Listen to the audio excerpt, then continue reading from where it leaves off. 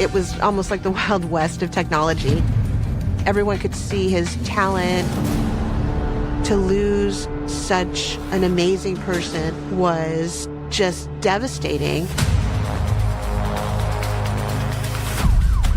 She explains that her husband may be alive or dead. She doesn't know because she didn't check. She was speaking in a very matter-of-fact way, very monotone. This was shocking. She is concerned that she's losing everything. I'm not scared. It wasn't just sex with a stripper anymore. He was supporting someone else. The question was, did she plan to do it?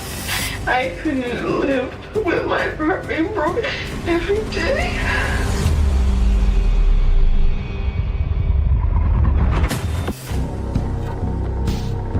January 1st, 2009, Pomona, California.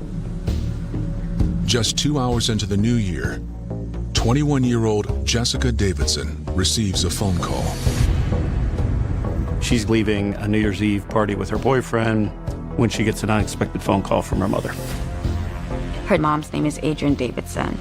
So Adrienne calls her daughter Jessica to come to the house. And she says, I will tell you when you get here, I need you to just come. Jessica and her boyfriend rush to the Davidson home, where Adrienne lives with her husband, Ezra, and Jessica's younger brother. When they got to the house, Adrienne was outside in the driveway waiting for them. And she says, okay, I need you to take your brother to your grandparents' house. She makes a second request. Adrienne announces that she needs the boyfriend to take her somewhere. Jessica asks where, and in response, Adrienne says the police station.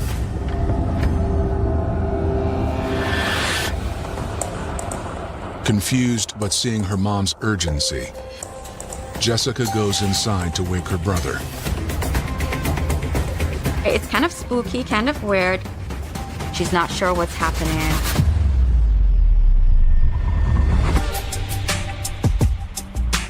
Adrienne Renee Pert was born in 1962 in West Orange, New Jersey.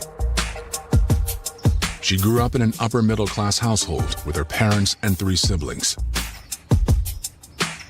Adrienne's dad was a well-to-do dentist. She had 2 younger sisters by the same mom, and then they also had an older half-sister. For whatever reason, it seemed to be that Adrienne had somewhat of a difficult place in her family. Adrienne's dad would question her intelligence. He would call her stupid. He would say she was sexually promiscuous. He would take a switch and spank her with things he didn't do to the other daughters. After high school, her father sent her to Spelman College, which is an HBCU located in Atlanta, Georgia. One of the things he did was make it really clear to her that even though he was sending her to college, his goal for her really was not so much that she get an education, but that she find a husband. True to form, her father set up a blind date for her once she got down to Atlanta with the son of one of his college buddies. A gentleman named Ezra Davidson, who was a college student at nearby Spelman College in Atlanta. Ezra came from Detroit, where his father was a successful OBGYN. Ezra grew up in a very affluent household. His parents divorced at a relatively early age. He lived primarily with his mom. There was an instant connection. These are people who have a lot in common. They have these family backgrounds that go along with each other. They've had similar ambitions. They're both smart. But as they got to know each other, it was what they didn't have in common that drew them closer. He's described as very charismatic, very charming, gregarious, outgoing, pretty social. Whereas in Adrienne is described as the inverse, very to herself and a homebody. She experiences happiness for the first time She was deeply in love with him. The couple dated for 2 years. Then, the happiness Adrian waited so long for disappeared in a matter of weeks. In junior year, Adrian gets overwhelmed academically and drops out. And then soon after, Ezra breaks up with her. It was the night of a party that they had planned to have at Adrian's apartment. And even though Ezra has broken up with Adrian, he decides to still go ahead with the party, and Adrian is allowing it. This is absolutely devastating to her. And, you know, we can all relate to being upset over a breakup, but this is, in some respects, I think, life-altering for her at the time. Adrian goes into her bedroom and takes an entire bottle of sleeping pills and slits her wrist in an attempt to kill herself over this breakup. Her sister finds her and engages 911, takes her to the hospital. She's held there for observation. Adrian is released the next day. This does speak to a level of emotional dependence that is concerning. And it's concerning because it suggests that Adrian feels like she can't live without somebody else. And that's a dangerous place to be. After the suicide attempt, Ezra comes back and cares for Adrian. I do think that he felt on some level responsible for that, and then responsible for her. Within a month, they were back to being a happy couple. During Ezra's senior year of college in 1984, the couple ends up getting married. That same year, Ezra graduated magna cum laude with a degree in accounting. He easily secured a job at a top-ranked firm. A few years later, Adrian gave birth to Jessica. She was a housewife. She was very devoted to Ezra. She moved with him for his work. They lived for a time in Austria. They moved back to the United States, end up in California.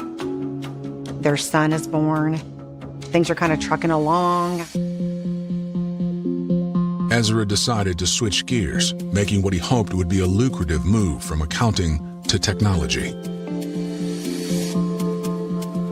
I met Ezra through my ex-husband who had a software company, and Ezra was an employee working in business development. He just picked it up very quickly and understood the technology and was able to work with clients to get them what they needed. He was just such a charismatic guy and vivacious and just drew people in, but he was also extremely intelligent. At that point, everyone could see his talent and his ability to work with customers and bring in new business. So that's why he was invited to join the new company as a partner.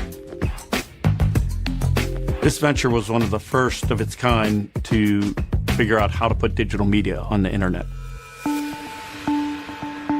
For almost a decade, the company flourished.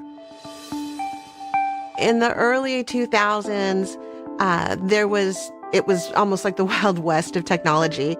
And we reached a point in the company where we had grown significantly. We had some really strong contracts, and we decided that it was time to exit. In September 2007, Ezra and his partners sold the company for a sizable profit. The windfall marked a new chapter for Ezra. My ex-husband and Ezra were spending their social time together. They were going out to LA quite a bit. They were entertaining people at a higher level than prior with bottle service and spending more money because they had this newfound money, I believe. And so it was a happy time for them. By late 2008, Jessica was in college. Adrian devoted her time to raising her son and taking care of Ezra. The entire Davidson family was enjoying Ezra's success.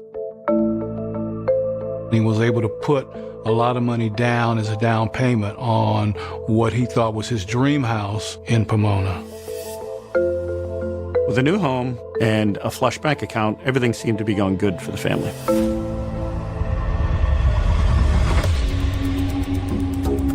But the early morning hours of New Year's Day 2009 bring uncertainty. At Adrian's request, Jessica wakes her younger brother and ushers the sleepy child into her car. Jessica is not sure what's happening, but she complies. Jessica gets in the car with her brother and starts heading to the grandparents' house, and the boyfriend starts driving Adrian to the police station. Eventually, Adrian arrives at an LA County Sheriff's Department substation. Adrian walks up to the desk sergeant and, without any emotion, tells him, "I'm here to turn myself in."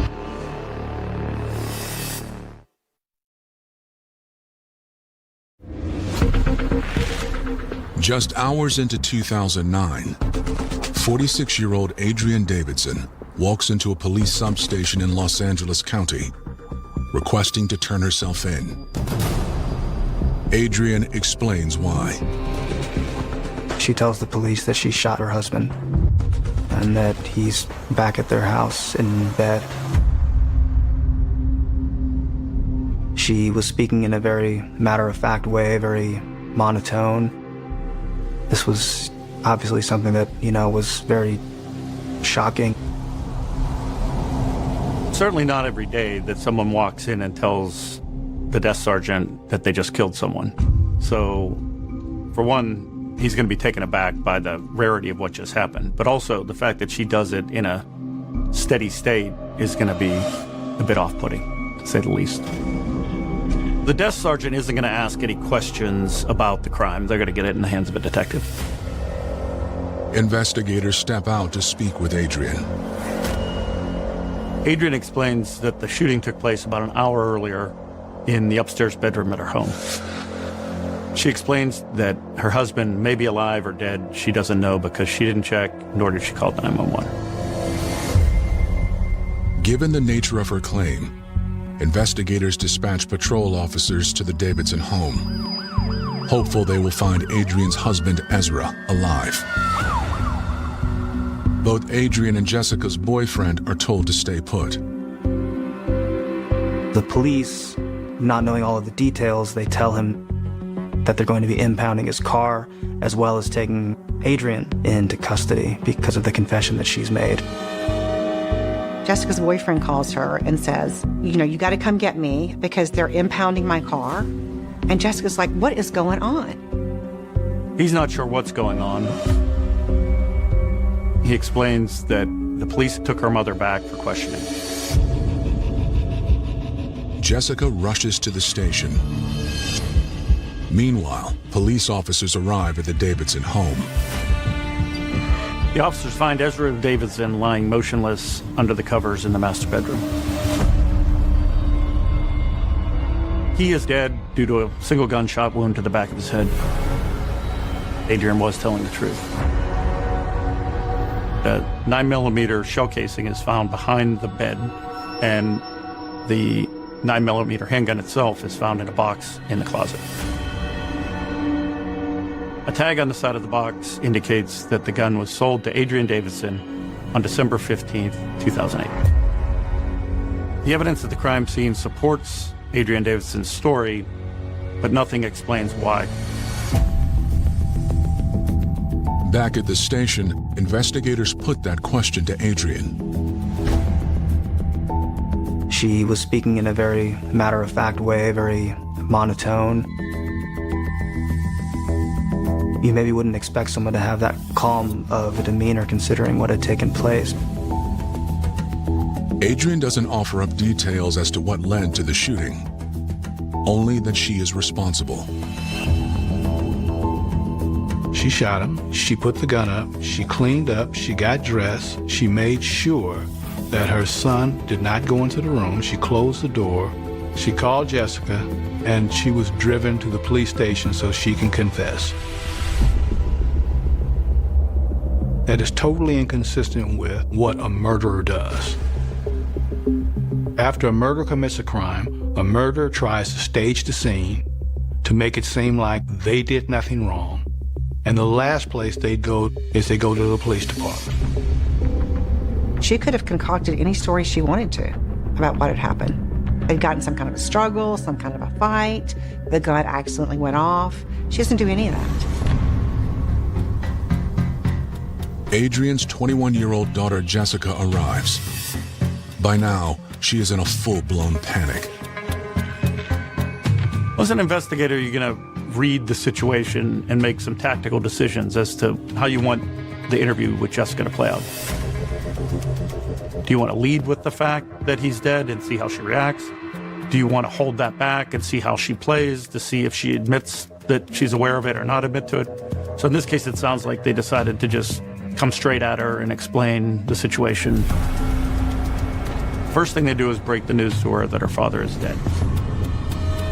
And at that point, Jessica finds out that her mom has confessed to shooting her dad, which is the last thing that Jessica was expecting.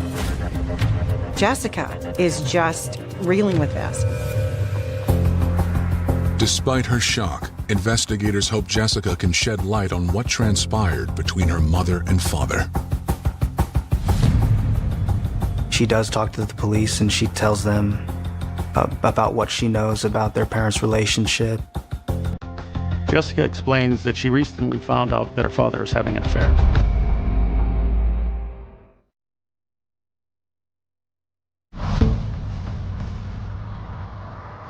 On January 1st, 2009, police in Pomona, California interviewed 21-year-old Jessica Davidson about the shooting death of her father, Ezra. Jessica explains that a few weeks earlier, her mother asked her for help with a computer.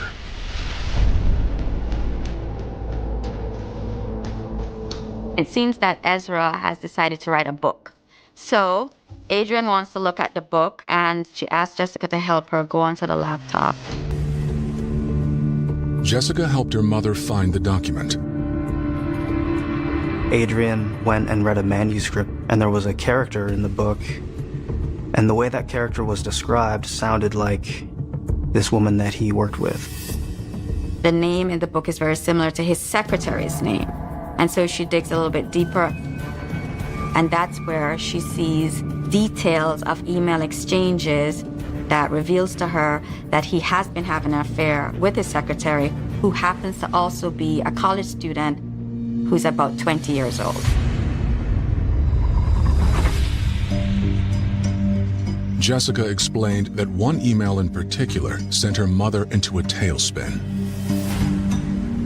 She finds essentially a written contract between her husband and her husband's mistress, where her husband has agreed to pay her rent, to pay part of her tuition, and to pay her car note in exchange for sexual favors. This person that he's involved with is 20 years old, basically a year younger than their daughter. And so for her, it's like, you know, the world is crashing down. Adrian was very surprised, she was very shocked, she was very upset. For detectives, the revelation offers potential insight into Adrian's actions. As an investigator, and from a legal standpoint, you don't ever have to prove motive, but finding out what the motive is something that gets the investigators' ears to perk up, and they're going to try and pull on that thread to see how far it goes. Investigators continue to question Jessica. She admits that she too was upset. Her father had been far less generous when it came to her. Jessica is like, I'm driving a junk car, and my dad isn't helping me financially. She feels disrespected. She feels unloved that her dad is choosing to put a 20-year-old girl above her as his daughter. Jessica and Adrian discussed what to do next. Jessica asked her, what do you want to do about this? I think maybe you should just go get a divorce. And her mom said, I'll just figure it out. I'll handle it. A few days later, Adrian took her findings to Ezra. According to Jessica, her mother confronted her father about the affair, and he admitted to it. He explained that he had no intention of ending the affair, and he even went so far as to give Adrian an ultimatum. He basically tells her she is number two, she being Adrian, and the young lady is number one. He told her to either accept that he was going to be having affairs or he would divorce her. Adrian did not want to get a divorce because not only religiously that it was not something that she agreed with, but also her identity and her attachment to her husband was a huge deal. She didn't see herself being by herself and not with her husband. In the following days, Jessica says her mother called her incessantly. This is very atypical of their relationship. Her daughter Jessica describes her as somebody who was, in some respects, emotionally distant, not somebody who would talk about her problems, and yet all of a sudden her mom is talking to Jessica every day, calling her multiple times. After several days of agonizing over the situation, Adrian decides that she doesn't want a divorce and that she's willing to allow Ezra to have his affairs. Adrian feels like she doesn't have any options. It doesn't necessarily sit right with her, but she tries, right? She's trying to say, okay, you know what, it's fine. I still have my home. I still have my life. I still have my husband. I still have my children. This can be okay. Jessica says that on New Year's Eve, the whole family gathered at the Davidson home for dinner. Jessica's there with her boyfriend, and they have a delightful dinner. Everything is going very well. After dinner, Jessica and her boyfriend leave to go to a New Year's Eve party. Jessica and her boyfriend left around 9 p.m. Several hours later, she received the call from Adrian asking her to return home. Now, Jessica is demanding to know what happened after she left. Jessica says to the police, I am not leaving this police station until I talk to my mom. And so they allow her to go in and talk to her mom. There's no downside from the investigator standpoint to letting this conversation take place because they know that it's going to be recorded, and even if you tell someone it's going to be recorded, once they get into the emotional exchange between a mother and a daughter about killing father, it's a pretty good bet that something's going to slip out. Did you plan this?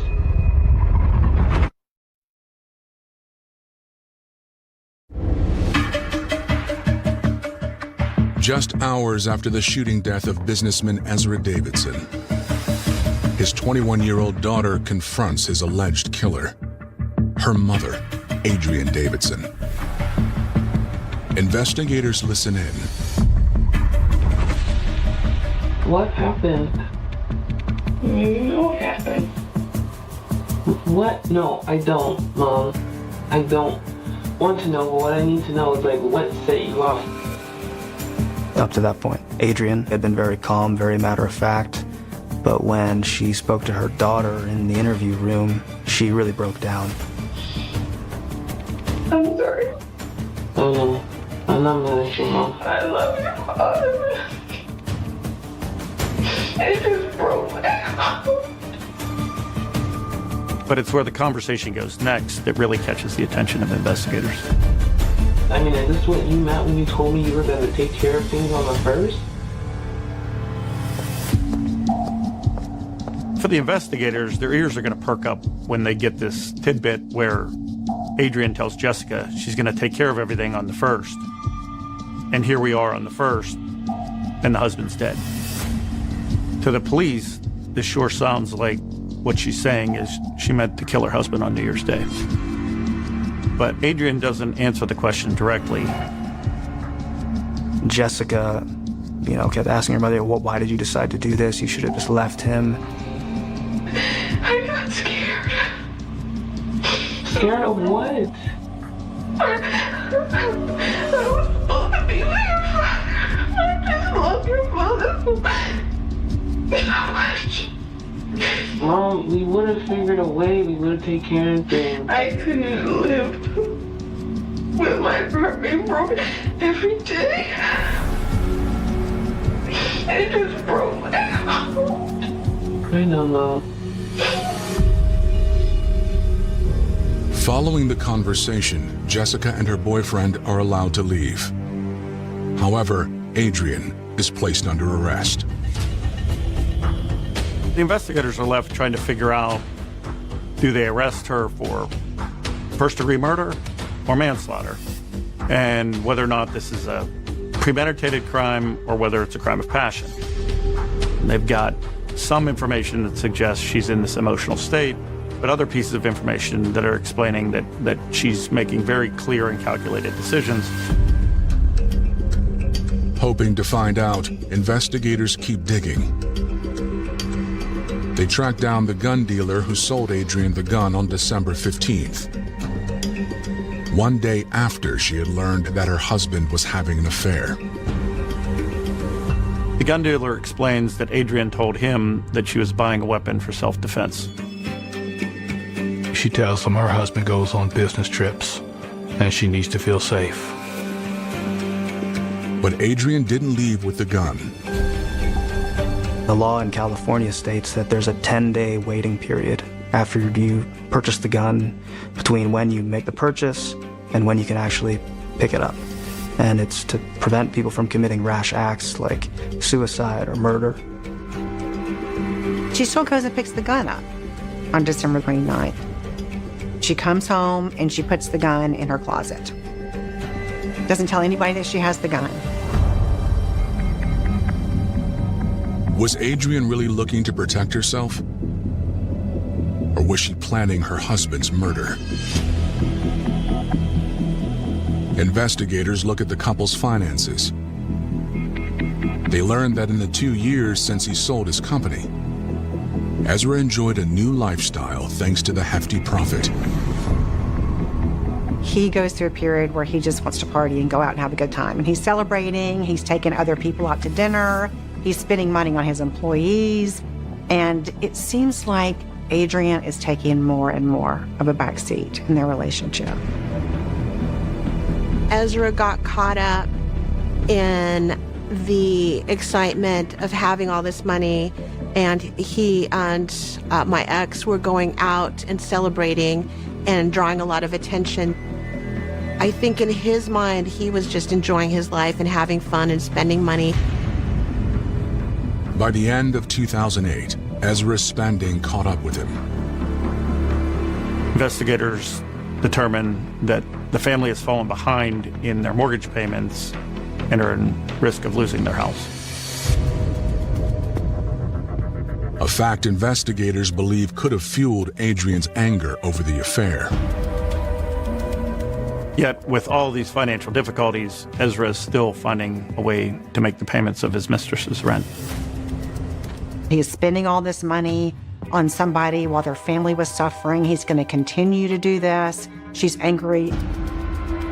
The question was, did she kill him as a result of provocation, or did she plan to do it? Almost a month after the murder, investigators believe they have the answer. On January 29, 2009, Adrian is charged with first-degree murder. Now, prosecutors must hope that a jury believes that Adrian is a vengeful, premeditated murderer.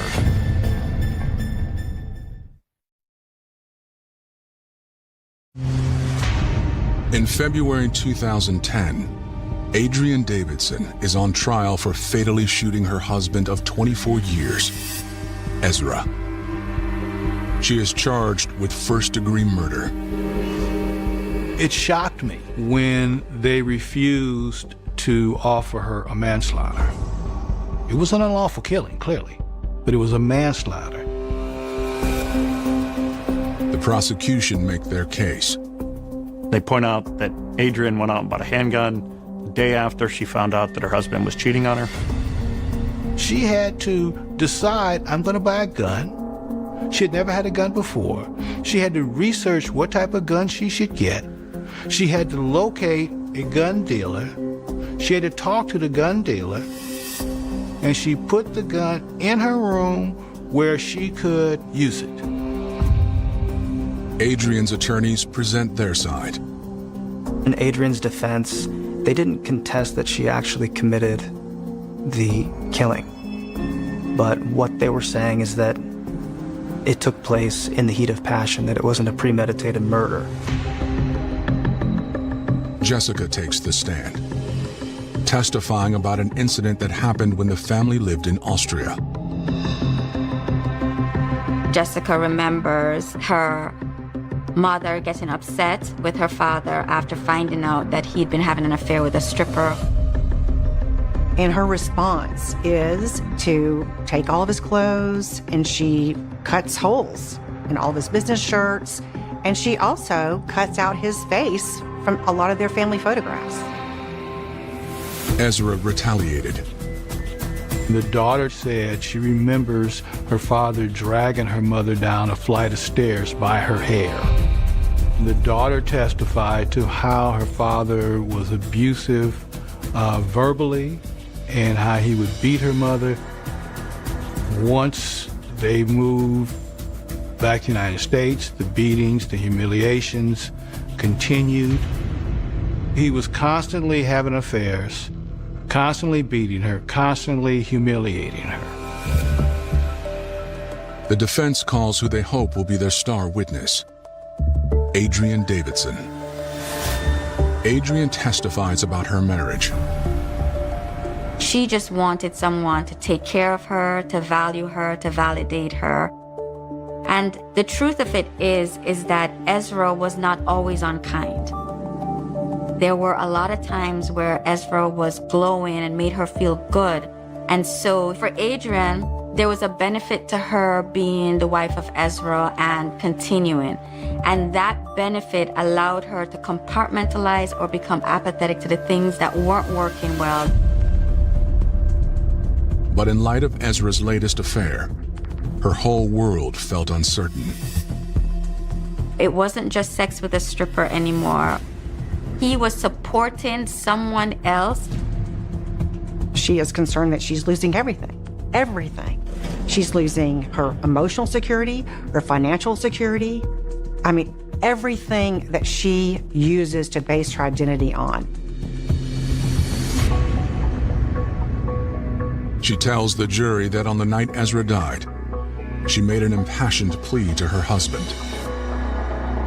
She asked Ezra, look, I just want to have you New Year's Eve and New Year's Day without the mistress being involved. That's all I'm asking for right now. I'm going to accept her, but it's the beginning of the year. I just want to start it off with you. Ezra agreed. Ezra brought dinner and champagne home with him and spent time with Jessica and her boyfriend, who were headed out later to a party with their friends. Jessica and her boyfriend left at around 7. And then Adrian and Ezra had from what all accounts was a nice evening together. Eventually, their young son goes to bed, and it's just the two of them. They drank champagne, they slept together, they also watched New Year's festivities on TV.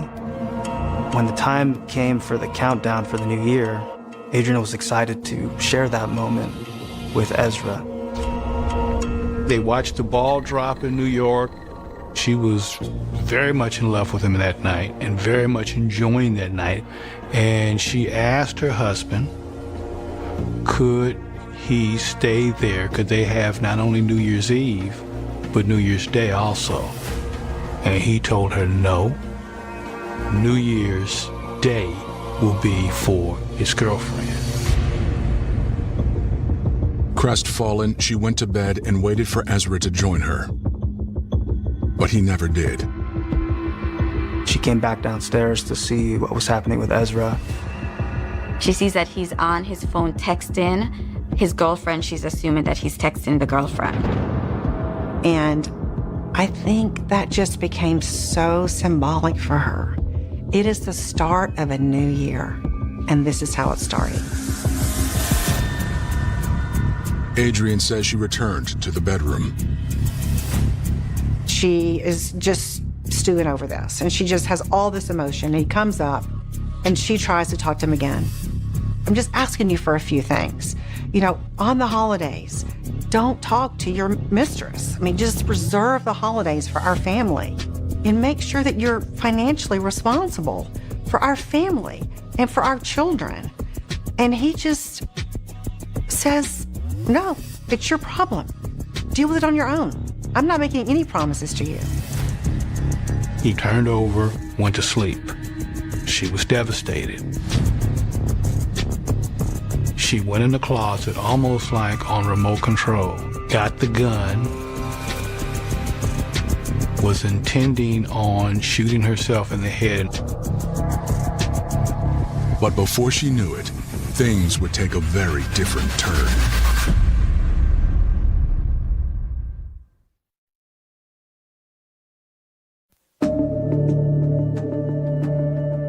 Adrian Davidson is on trial for the first-degree murder of her husband, Ezra. She testifies that on the night of his death, she retrieved the gun from the closet with the intention of taking her own life. She starts thinking about the logistics of it, the details of it, like where is she going to shoot herself? She decides to kill herself in bed.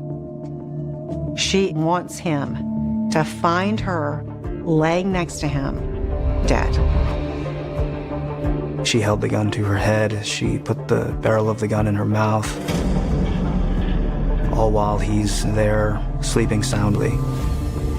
She's upset and he's sleeping like there's no care in the world, like a baby. And it's too much for her. Before she knew what she was doing, she turned the gun on her husband and pulled the trigger.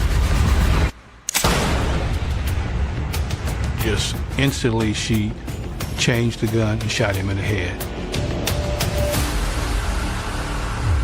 The defense closes, arguing that the only thing Adrian planned was her own death. She goes there to purchase a handgun with the intention to take her own life. And why do I say I'm very strong and clear on that?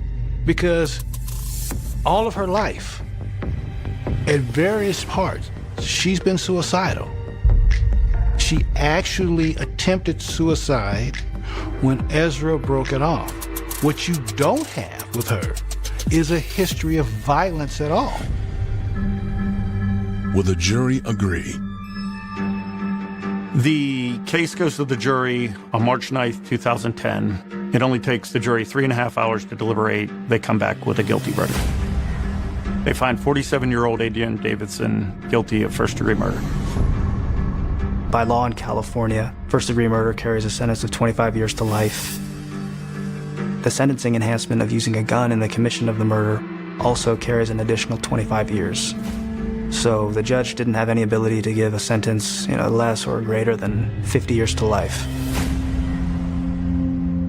Adrian's incarceration leaves their son to be raised by family members. She should have divorced him, but she chose something that was horrible and unimaginable, and it just ruined so many lives. She refused to let her disability define her. She wanted to master American Sign Language. She enrolled in the Rhode Island School for the Deaf. She was able to form friendships. And she also found a new love. They shared so much in common. He was quite the gentleman. She just falls head over heels for him. They were the perfect match for each other. But when she turns up missing, her family fears the worst. It was out of character for her to not stay in close touch. Please, you need to help me. Something was wrong. Evidence leads detectives to another man in her life. Their communications have been very flirtatious. Maybe this is a relationship that nobody really knows about. But the truth is even more vicious than anyone imagined. It was a bloodbath. Just the brutality of it, it was really unbelievable. Bonnie had been stabbed over 38 times. Those are the behaviors of a cold-blooded murderer. Hood famous for its rich diversity. Harlem is historically a black neighborhood, and it remains true today. Harlem is where people go to have amazing food, to go listen to music. There's an amazing art scene. It's one of the birthplaces of jazz music. You have the Apollo Theater there. And historically, 125th Street has been one of the sort of heartbeat centers of black culture on the East Coast. While the community has evolved over the years, it remains one of the most vibrant parts of New York City. Over the last 20 years, our neighborhood has been transforming. You see expensive apartments and townhouses going up, but at the same time, it's still a neighborhood with a lot of rich history. It's a lot of culture, not just with brown folks, but it's drawing a lot of different cultures to the area because of what it is. In Harlem, you do feel that you're in this like cultural melting pot of people from all over. In recent decades, Harlem has also become a magnet for Hispanic immigrants. It has its own culture. Everything from the food to the people to the music playing out of cars. It's a completely different experience. A lot of immigrants from Spanish-speaking countries like the Dominican Republic have come into Spanish Harlem on the east side. You can feel a sense of history when you're there. But today, the mother of one young immigrant feels only worry as she's frantic to find her daughter. That morning, the NYPD got a call from a woman in the Dominican Republic named Valentina, who said she thinks her daughter Frances is missing. My name is Valentina. Frances was a 19-year-old girl who had recently immigrated from the Dominican Republic. She said she was deaf and has been living in New York for the past few months. What makes you think she's missing? She was supposed to be back already. Valentina tells police that the day before, her daughter had planned to travel home for a visit, but she never showed up. When's the last time you heard from her? Yesterday morning. She said she was gonna see us soon. She tried calling and texting, but wasn't getting any responses from Frances. Her mother was becoming concerned that she hadn't received any communications from her. At first, police are hesitant to get involved. Has she done this type of thing before? No, never. Never. The initial response from the NYPD, somewhat understandably, is not to be so concerned because she's an adult. She could have changed her mind. She could have missed the flight. But Frances's mother insists they look into it. It was out of character for her daughter to not stay in close touch, especially with a flight coming so soon. Mothers have instincts. They know their children. Please, you need to help me. Frances' mom knew there was something wrong. She is convinced that something has happened to Frances.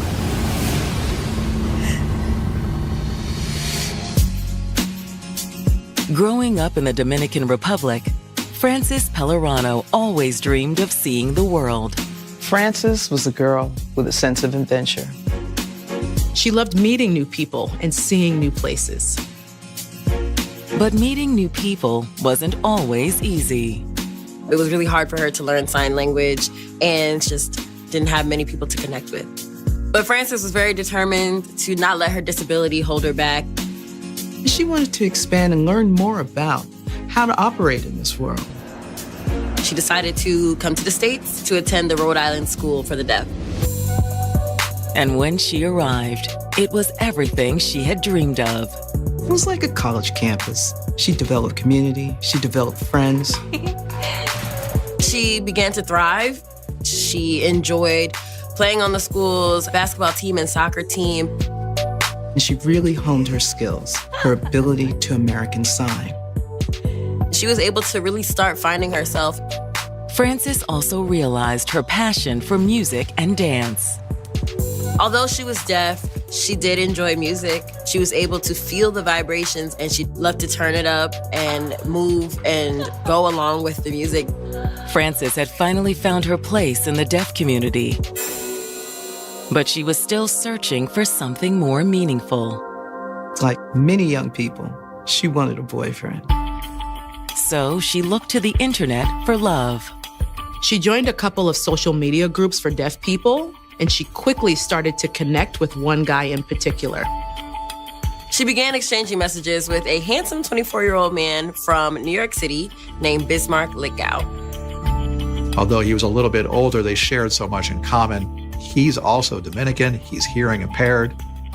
Bismarck was able to understand her in a way she never felt understood before. It just seemed like the perfect match for each other.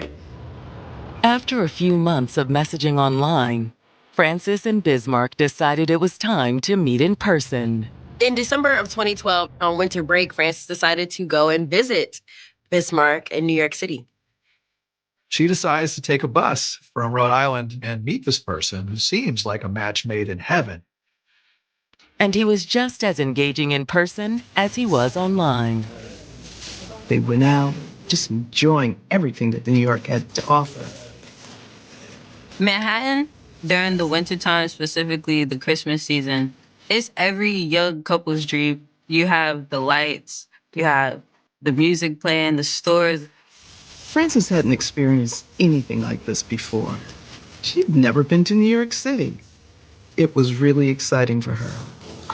It was Bismarck, it was the environment, it was the time of year. She just fell in love with all of it. She even extended her trip to the city to meet Bismarck's family. They actually spend the holidays together. His grandmother welcomed Frances into the home and made her feel a part of their family. But as her visit drew to a close, Frances couldn't imagine her future without Bismarck. She's so smitten by this new boyfriend of hers, and she decides that she doesn't want to go back to Rhode Island. So he asked her to stay. And Frances agreed. She knew she found the man that she was going to spend the rest of her life with. So she put her education on hold and made the move to New York. They were starting their life together. She wasn't going to let anything get in the way of them being together. But now, their promising future could be in jeopardy. Frances's mother had contacted the NYPD because her daughter was supposed to be home in the Dominican Republic the day before, but she never showed. She told police, this is not what my daughter usually does. She would definitely reach out to me. No, you don't understand. She's not here. Something must have happened. She knew immediately that something was wrong. Okay, I'm gonna pass this. Eventually, after much insistence by Ms. Pellerano's mother, the NYPD began an investigation as to her disappearance. Because she was hearing impaired, law enforcement has said, okay, could this person be in some kind of harm? But are they already too late? When the report lands on the desk of detectives, they make a chilling realization. Hey, pull up a copy of that report from last night. The night before Valentina called in about Frances, police got a report about a body found in the East River. This body appeared to belong to a young Hispanic woman between the ages of maybe the teens to the early 20s. She matches Frances's description. After immigrating from the Dominican Republic, 19-year-old Frances Pellerano was flourishing as a student at the Rhode Island School for the Deaf. She came to Rhode Island with all the wonders of any young person. She was able to find the community that she wanted. She'd also met the man of her dreams, a 24-year-old New Yorker named Bismarck Litgow. The two instantly connected. Before long, they were living with each other in New York. Frances was so happy. But now, instead of boarding a flight home to visit her family, Frances has mysteriously vanished. Frances's mother told police she hasn't heard from her, even though she told her mother that she would be flying home. But before NYPD detectives begin their missing persons investigation, they quickly make a disturbing discovery. The night before Frances' mom called the police, a body had been found in the East River. The body that was found was a Hispanic woman, late teens to early 20s, long black hair, thin, and unfortunately, this did match Frances's description. Could this be Frances Pellerano? There's only one way to find out. The NYPD asks Ms. Pellerano's family for photographs that they can use to compare. However, when they compare the photos, they're back at square one. As it turned out, it wasn't Frances. There was still hope that she is still alive. So detectives doubled down on their search efforts. They started checking in with hospitals and jails in the area to see if Frances could be there, but no one had any record of her. They decided to subpoena for her bank records, her social media accounts, her phone records, just to see if there was any indication of recent activity. While they wait for the records to come in, detectives circle back to Valentina for any information on her daughter's personal life. Ms. Pellerano's mother tells them that the person they should probably speak to is Ms. Pellerano's boyfriend, Bismarck Lithgow. She said they had met only a few months ago online in a support group for the hearing impaired, but had gotten really close. Valentina had called Bismarck when Frances didn't show up, and she said he was worried too. He said as far as he knew, Frances had boarded her flight the day before. Hoping to confirm Frances's last known whereabouts, detectives track down Bismarck's address and pay him a visit. This is only going to take a few minutes, ma'am. They went and they spoke to Bismarck and used an interpreter, and he appeared to be very upset. Bismarck seemed very concerned about Frances's whereabouts. So the last time you saw Frances was before her flight? Yes, she said that she was going home to see her family. He appears to be generally cooperative and answers their questions. She didn't call you when she got home? No, I haven't heard from her since she left. Bismarck says that everything was fine between the two of them. When detectives ask where he's been for the last 2 days, Bismarck says he hasn't gone anywhere out of the ordinary. I work nights and during the days. I'm here. Can anyone vouch for that? Yes, my grandmother. He goes to work, plays video games, goes to bed, and then pretty much repeats the same cycle. As for the couple's relationship, Bismarck tells detectives that it couldn't have been better. He let them know that they've been together for a few months and they are happily in love. He also says he and Frances have big plans for the future. We've been saving to get our own place. They had many plans beyond just living with his grandmother. Frances was going to find a job so the two of them could launch out on their own. He's working full-time. He wanted to be able to take care of her. We're going to take a look around. At the end of their conversation, Bismarck agrees to let the detectives have a look around his apartment. He said he had nothing to hide. They didn't see anything that looked suspicious. Excuse me, everything okay? While detectives were looking around, Bismarck's grandmother approached them. They explained the situation to her, and she was clearly shaken. But she is able to confirm Bismarck's alibi. As far as she knew, the only place that he had been besides work was the bodega down the street. Which means he couldn't be responsible for Frances's disappearance. Detectives realized that this was a dead end.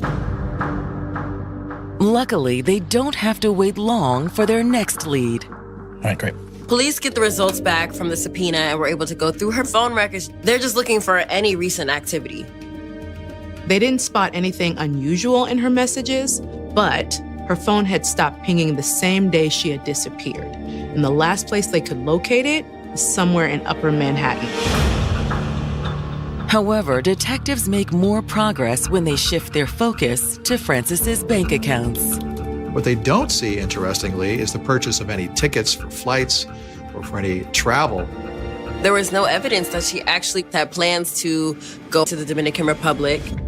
It's an unexpected discovery that forces them to consider a new possibility. Maybe she does not want to be found. What if the flight was just a cover story and Frances was just trying to disappear on purpose? And she was not doing it alone. They see from her phone records, Ms. Pellerano was communicating with another man. They were flirting back and forth. Things were really heating up between them. They're wondering maybe he's the reason for her disappearance. Just 24 hours after Frances Pellerano was reported missing, NYPD detectives have learned that the young woman had a new man in her life. They were reviewing all of the materials received from the subpoenas, and they saw some flirty messages. They see Ms. Pellerano was communicating with a man named Reggie Taylor. Her and Reggie were flirting back and forth. Maybe this is a relationship that nobody really knows about yet. Maybe she has suddenly just decided to go be with him.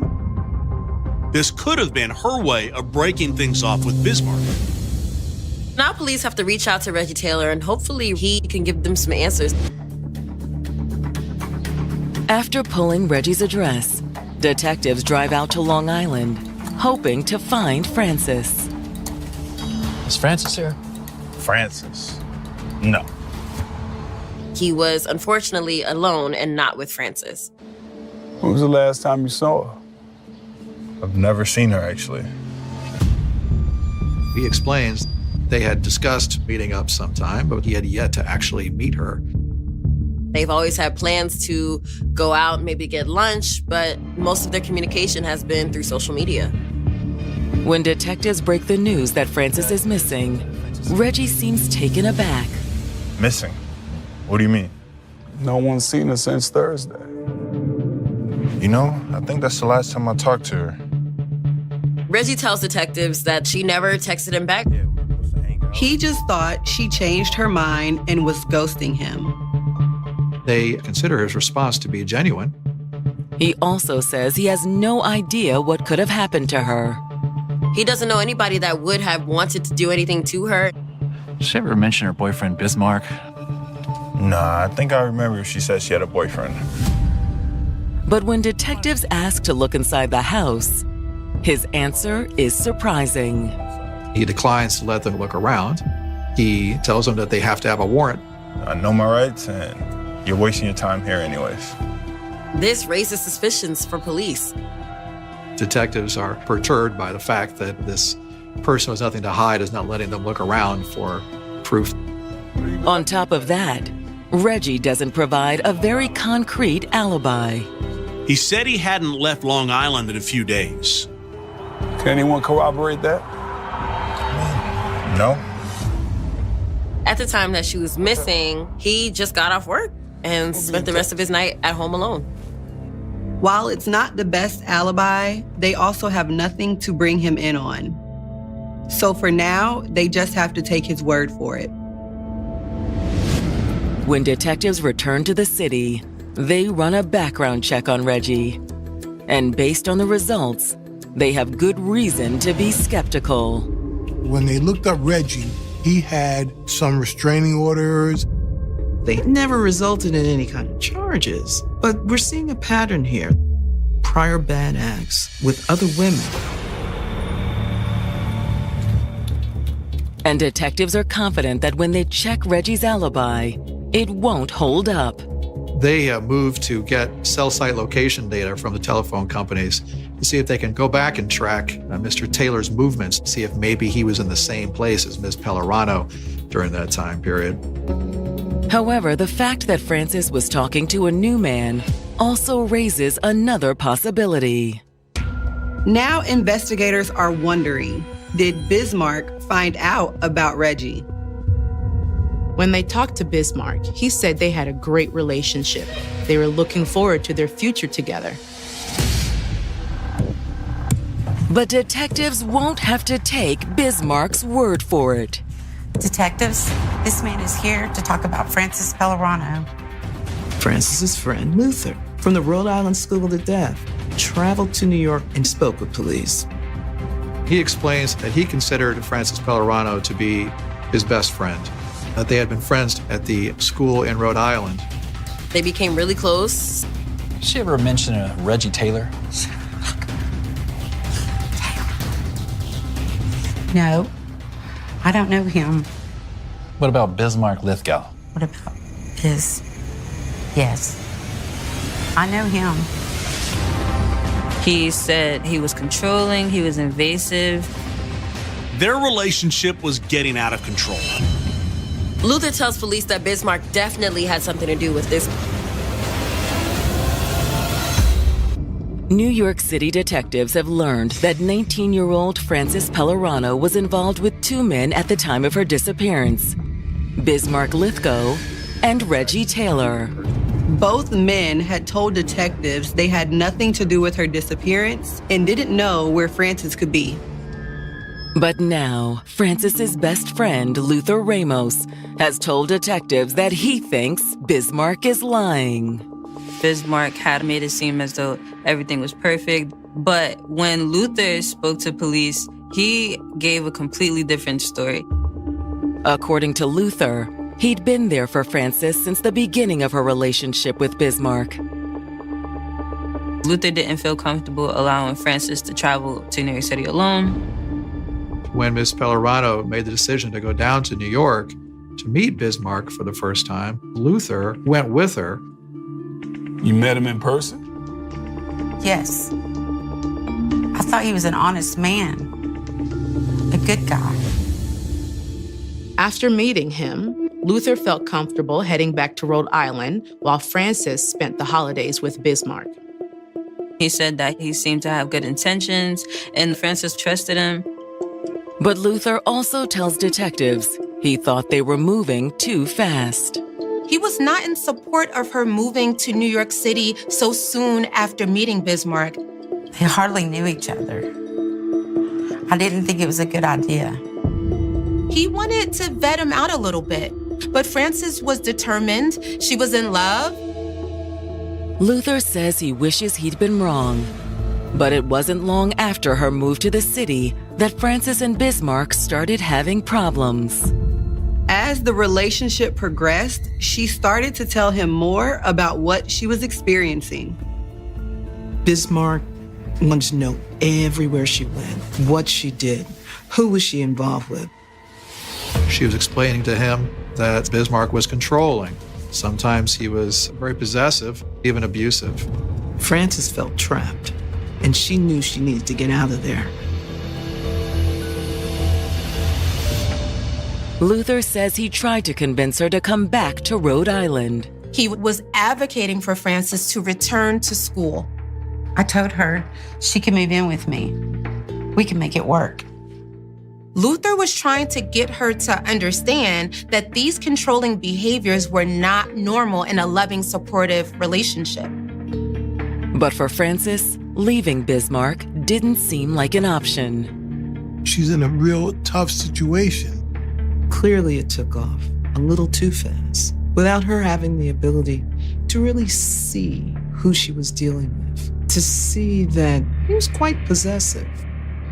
Controlling behavior is a red flag. Individuals who are checking your phone records, checking your emails, following you, really denotes a disturbance in them. Francis also lacked the resources to make an easy escape. We have to remember she was already there. She was already living with Bismarck, and so it's very easy to feel isolated. And he thought his efforts to persuade Francis were paying off. Francis told him she was ready to get out of there. She decided that she would reach out to her family and maybe see if they could send her enough money so she can get back home to Dominican Republic. I think her mom gave her money. Now Luther wonders if he made a terrible mistake by prioritizing schoolwork over his friend. He was regretting tremendously that he had not come down to New York to help take his friend back to Rhode Island. If only I'd moved one or two things around, maybe she'd still be with us today. He goes on to say that what he'd heard from Frances isn't the only reason he suspects Bismarck. Once Frances reached out to Luther, alarmed and upset and overwhelmed, Luther decided that he would reach out to some friends that he had in the area about Bismarck. He had a very ugly reputation. Based on everything they've just heard, detectives are now even more suspicious of Bismarck. Now the police have two takes on their relationship that are contradicting one another. At the same time, Reggie Taylor still isn't cooperating with the investigation. So who's the suspect here? When Reggie's phone records come in, detectives get their answer. Reggie's phone showed that he was being truthful. He hadn't been anywhere near the city in the last few days, and there was no evidence that they'd ever met in person. Which moves Bismarck to the top of their suspect list. He had an alibi, but it wasn't airtight. He could have snuck out the house and did something to Frances while his grandmother was asleep. And when they start digging into Bismarck's past, they find even more cause for alarm. They discover that there is a previous domestic incident report involving a relationship of his in the past with a woman named Diana Figueroa. They reach out to Diana explaining that they have a missing woman and that they'd like to know if there's possibly any information that she could give. Diana was more than willing to speak to the police because she knew Bismarck in a way that other people didn't. When she sits down with detectives, Diana tells a story that sounds eerily familiar. She explains to them she went online and started looking for a romantic partner there. She did, in fact, discover Bismarck Lithgow. He seemed like such a sweetheart. He was quite the gentleman. He would take her on dates. He was always smiling. He was always interacting with people positively. But she says Bismarck also had a darker side. After a while, I started to see the real him. What do you mean by that? Diana was very well acquainted with his mood swings, with his abuse, with his controlling tactics. She said that he would go through her emails. He wouldn't allow her to go out by herself. What are you doing? What is this? It's me leaving. For good. She had experienced that to the point where she just couldn't take it anymore. He started accusing her of cheating on him, and she decided, I'm breaking up with you. I'm finished. I'm done. But she says Bismarck wasn't. He started making threats. If he wasn't in her life, she wasn't going to be in anybody else's life. I think he even tried to have me killed. NYPD detectives investigating the disappearance of 19-year-old Frances Pellerano have just received damning information about their prime suspect, Bismarck Lithgow. Detectives found an ex of Frances's boyfriend, Bismarck, through a domestic violence charge that she had against him, and they brought her in for questioning. She said they had a very tumultuous and conflicted relationship. He just was overbearing, overwhelming, and possessive. It's me leaving. For good. I think he even tried to have me killed. Diana hears a rumor saying that somebody has a hit out on her. She didn't think they were serious. That sort of thing just doesn't happen in real life. Worry didn't come through her until another acquaintance told her the same thing. At that point, she says she knew it had to be more than a coincidence. Did you report that to the police? No. I didn't think anyone would ever believe me. As precaution, she decided that she was going to move with some family. She ended up relocating to New Jersey, where Bismarck would not be able to track her down. She never had any real proof, but due to their relationship and hearing the situation going on with Frances's disappearance, she has no doubt in her mind that Bismarck is involved. And after hearing Diana's story, detectives are just as convinced. Bismarck was clearly a dangerous guy. And if Frances was still alive, they were going to have to move fast in order to help her. Police now find it necessary to find Bismarck and have a second interview with him. But when they show up at his apartment, their suspect isn't there. They go to his grandmother's house and she says that he's not home. Do you know where we can find him? He's in the hospital. Bismarck had been committed to a psychiatric facility. Bismarck's grandmother says he'd been acting strange since Frances disappeared. He just seemed so nervous all of a sudden. In fact, instead of sleeping in his own room, he wanted to sleep with her. She thought Bismarck was anxious because Frances was missing. She just thought maybe he was a bit worried. I didn't know what to do, and I thought he needed some help. She took him to the hospital, but when she got there, he said that he was feeling suicidal. He was admitted there to the psychiatric ward. The detectives make it their business to get to the hospital as fast as possible. But when they arrive, detectives don't get the answers they're looking for. You have the right to remain silent. Anything you say can and will be used against you in the court of law.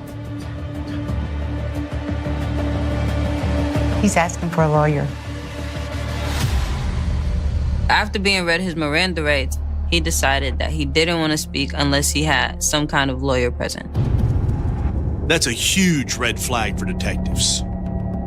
Maybe he wasn't having suicidal thoughts. Maybe he was suffering from having a guilty conscience. But without a confession, detectives are no closer to finding Frances. Bismarck was acting suspicious. Still, there was no evidence of foul play. They still don't know what happened to Frances or even if she's still alive. However, when they pull Bismarck's phone records, they uncover a possible clue. His phone log looked pretty simple. It was his grandmother, which was explainable, and there was also his boss. And there was only one suspicious activity. In the days leading up to Frances's disappearance, Bismarck had been texting with a man named Alvin Kane. Alvin Kane was a known criminal that lived in the same building as Bismarck. Did Bismarck go after Frances the same way he did Diana? Was he trying to reach out to Alvin for a hitman? To find out, detectives bring Alvin in for questioning. When they talked to him, he said he didn't know anything about a woman named Frances Pellerano. He seemed reluctant to speak to them. He just didn't want to be involved at all.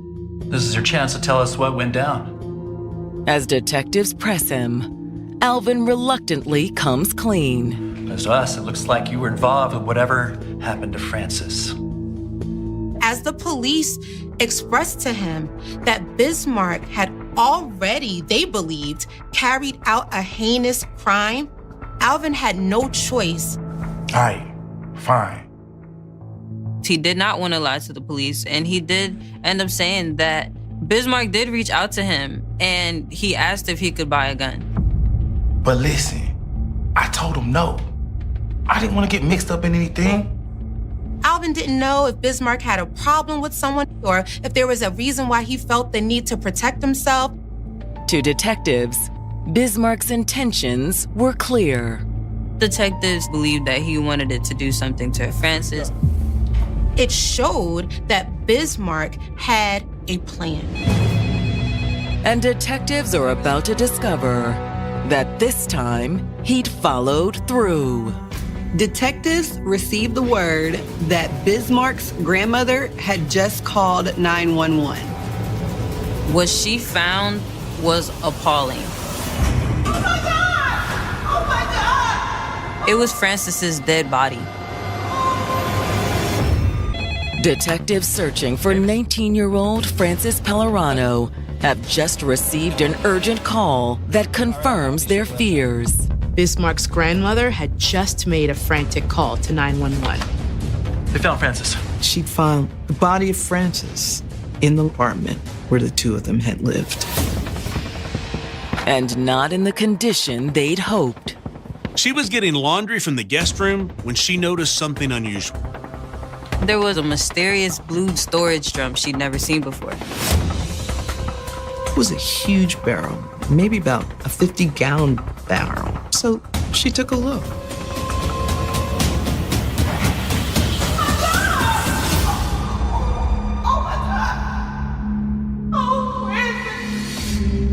Police arrive on the scene and they quickly confirm that it is Frances's body.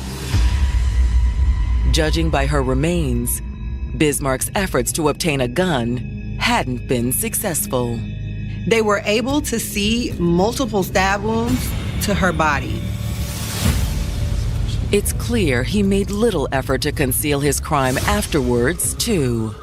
Beside the barrel is a bag, and it has bloody sheets, bloody clothes, and what appears to be the murder weapon. There was a big folding hunting knife that had blood on it. And on the top bunk, they find their crime scene. The mattress was soaked with blood. This was the location of the crime. After the coroner removes Frances's remains for autopsy, further testing of the room reveals the extent of the brutal crime. If you use the luminol, even if he tried to use bleach to cover it, the luminol is going to choke any traces of blood. It was a bloodbath. Though it had not been immediately obvious to the naked eye, there are a significant amount of blood stains. It was really unbelievable. Just the brutality of it. So you want to call the mom? Yes, so. It's devastating news for Frances's family. They called Valentina, and she simply could not understand how this could have happened. They assured her that they will get justice for her little girl.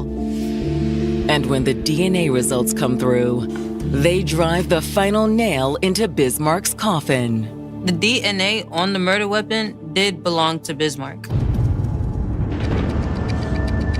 Detectives returned to the psych hospital and took Bismarck into custody. They had everything they needed to charge Bismarck Lithgow with the murder of Frances Pellerano. When his trial begins on February 4th, 2015, the prosecution paints Bismarck as a jealous man who chose murder over watching his girlfriend walk away. They believe that Bismarck found out that Frances wanted out of the relationship. Bismarck felt like, listen, this should now be your life. I should be your life. We have to remember the role that rejection plays in cases like this. This relationship was his life. And so he was in a space where her leaving was more than devastation. It was more than the end of a relationship to him. It marked the end of his life. He was determined that she ain't gonna get away like the other one did. He was gonna make sure that he had the last say. He started looking for a gun. He was formulating a plan. But prosecutors assert that his plan was interrupted. He found the money and figured out Frances was trying to get back to the Dominican Republic. He felt like he was running out of time. So he acted quickly. That night, after his grandmother went to sleep, Bismarck confronted Frances. She told Bismarck that she was going home. That caused him to fly into a rage. He really becomes aggressive and has that mentality that if I can't have you, no one's gonna have you. He didn't think, he acted in a rage. He was intent on ensuring that Frances felt the pain that he was feeling inside. Frances was stabbed over 38 times with a fatal stab wound right in the heart. With every stab, he remembered the betrayal. How dare Frances want to leave him? Then, once she was dead, Bismarck tried to hide what he'd done. He had cleaned up the room and hid her body in a plastic drum that he found in the complex's basement. Every day he thought about, what am I going to do with this? Before he could get rid of the body, though, he was committed to the hospital. It was seriously an unfortunate case of the mess that happens when jealousy, possessiveness, and insecurity meet. For the people who loved Frances, the story of her death is almost too much to bear. It was already difficult for them to know that she was dead and that they would never be able to experience her smile, her laugh, her warmth again. But to be at a trial and to see the pictures, to have to relive Frances's final moments, to know that somebody they loved went through such an heinous act upon them is just devastating. When Bismarck's attorneys present his side to the court, it's less of a defense and more of an excuse. The defense is what's called extreme emotional disturbance. And it is kind of when something happens to you that's so traumatic, so upsetting that you essentially lose control of yourself and you do something that you wouldn't normally do. Once that rage took over, it was really not my client. It was that other personality that did these things. The problem, of course, that when you go to such lengths to cover up what you've done, you might suggest that the person is aware that what they were doing was wrong at the time and that they were in at least enough of a mental place, sane enough to know that they were in trouble and that they had to cover it up. But Bismarck's attorneys contend that his committal to a psychiatric hospital is proof of his temporary insanity. It's oftentimes a battle of experts. The prosecution countered that by saying that Bismarck's efforts to get the gun proved that this was a calculated and premeditated crime. It's a very difficult defense to prevail on, I think, for a lot of reasons. One is that there's 38 stab wounds, which is, a tremendous number. You would perhaps think that if somebody would snap, they might do it once, twice, or 3 times, but to continue doing it shows a very deliberate sort of mindset. We have to remember how calculated, how cold, and how callous this murder was. Bismarck planned this murder. He stabbed Frances 38 times. He concealed her body. Those behaviors are not behaviors that denote a crime of passion. However, when the jury renders its verdict, it's clear there's no doubt about Bismarck's guilt. It only took about an hour and a half, and collectively they agreed that Bismarck was guilty of second-degree murder. New York law, most murders, intentional murders, are under murder in the second degree. Murder in the first degree usually has an aggravating factor to it, like it's a murder for hire or torture murders. At his sentencing, Bismarck begs for leniency. The prosecutor laid out why he should receive a most lengthy sentence. And then there was Bismarck on the other side of the courtroom, sobbing. Bismarck expressed to the judge how remorseful he was. He's so upset, looking for remorse, looking for some kind of mercy in this matter. But it's Frances's family who makes a far more compelling case for justice to be served to the fullest extent of the law. The judge heard from Frances's mother. He heard from Frances's father. They did not want to live in a world where a man that just killed their daughter could walk free in just a couple of years. And when the judge renders his decision, it dashes Bismarck's hopes for a light sentence. The judge sentenced him to 21 years to life in prison for destroying the lives of Frances's family and for taking away the life of dear Frances. But no amount of punishment can make up for the fact that Frances Pellerano's life ended in tragedy before it ever really began. It's a shame that this young girl who had everything in front of her had her life cut short by a very short relationship. Frances didn't deserve what happened to her. No one deserves that. It's not easy to do. There's a lot of strings attached. But at the end of the day, abusive relationships get worse. Domestic violence is serious and usually leads to unfortunate outcomes, bodily harm, major injury, and death. We have to remember that when you see the very first red flag, that is when it's time to act. We don't have to stay in situations that can cause. They say love is priceless. You can't buy it. You can't sell it. You simply open your heart and let it find you. And once it's yours, never let it go. But what if true love did have a price tag? You give your heart and soul to the man of your dreams. But he wants more. More of your time. More of your money. More of everything you hold dear. Would you be able to resist his demands or fold under the pressure? September 2013. In the small town of Marlin, Texas, the beginning of fall marks the arrival of deer hunting season. Marlin is a very rural area. Still a lot of ranch land, still a lot of woods. On this brisk fall morning, officers are responding to a 911 call about a suspicious vehicle that had been found abandoned in the woods. Basically, these men were out hunting and they saw a car in the woods, and that was odd. It wasn't like an old rusted out car. We're thinking, what's it doing out here? People don't drive out there unless they have a reason. I was in there pretty good, about a quarter of a mile from the road into the heavy wooded tree line. It's a perfect place to get rid of a vehicle. As officers peer inside, they're alarmed by what they see.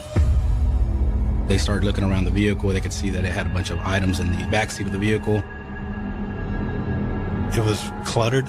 There were some boxes, cleaning supplies. Those items were covered in blood.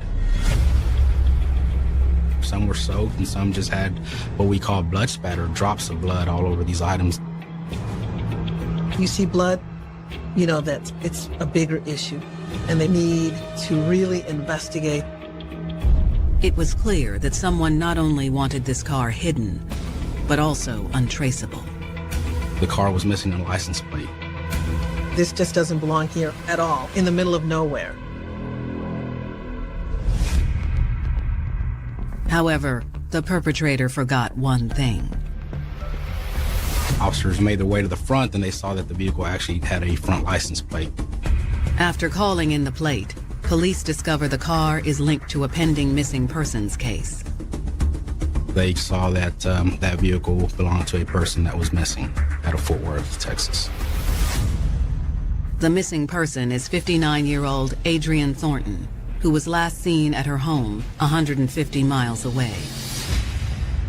She was a retired lady. 4 months has elapsed between the time she was last seen and finding the vehicle. Due to the presence of blood in the car, investigators now fear the worst. The missing person now becomes a possible homicide investigation. Officers circle back around to the rear of the vehicle. They open up the trunk. Then they realize, okay, we got something bigger here. Amid a gruesome discovery, police would soon uncover how a God-fearing retiree got caught in the crosshairs of a deadly romance. 16-year-old high school student Candasia Byers was a popular small-town girl. People called her by the nickname Candy. She was in the pep squad. The teachers all loved her. All the kids at school loved her. She was just sociable. She just went with the flow of everybody. She was happy around people. She was a member of ROTC and had aspirations for after high school. She had hopes and dreams of joining the Army. The happy teenager had overcome a difficult childhood. She was born to a young mother who wasn't prepared to raise a child. Her mom was in and out of jail, in and out of trouble a lot. I never knew her dad. I don't know if she ever knew him. She kind of had to grow up on her own. You know, it was a lot. It sounds like she had the weight of the world on her shoulders. Fortunately, Candasia's great-grandfather had stepped in to take care of her when she was only 15 years old. I told her, well, baby, you always know you got a place to stay here. Candasia was a bright spot in her great-grandfather's life. He'd call me Pops. When she was around, it was like having the sun shine on you every day. She never got into no trouble, never had no major problems out of it. He was just a happy-go-lucky kid, a normal kid. Like any teenager, Candasia soon became interested in dating.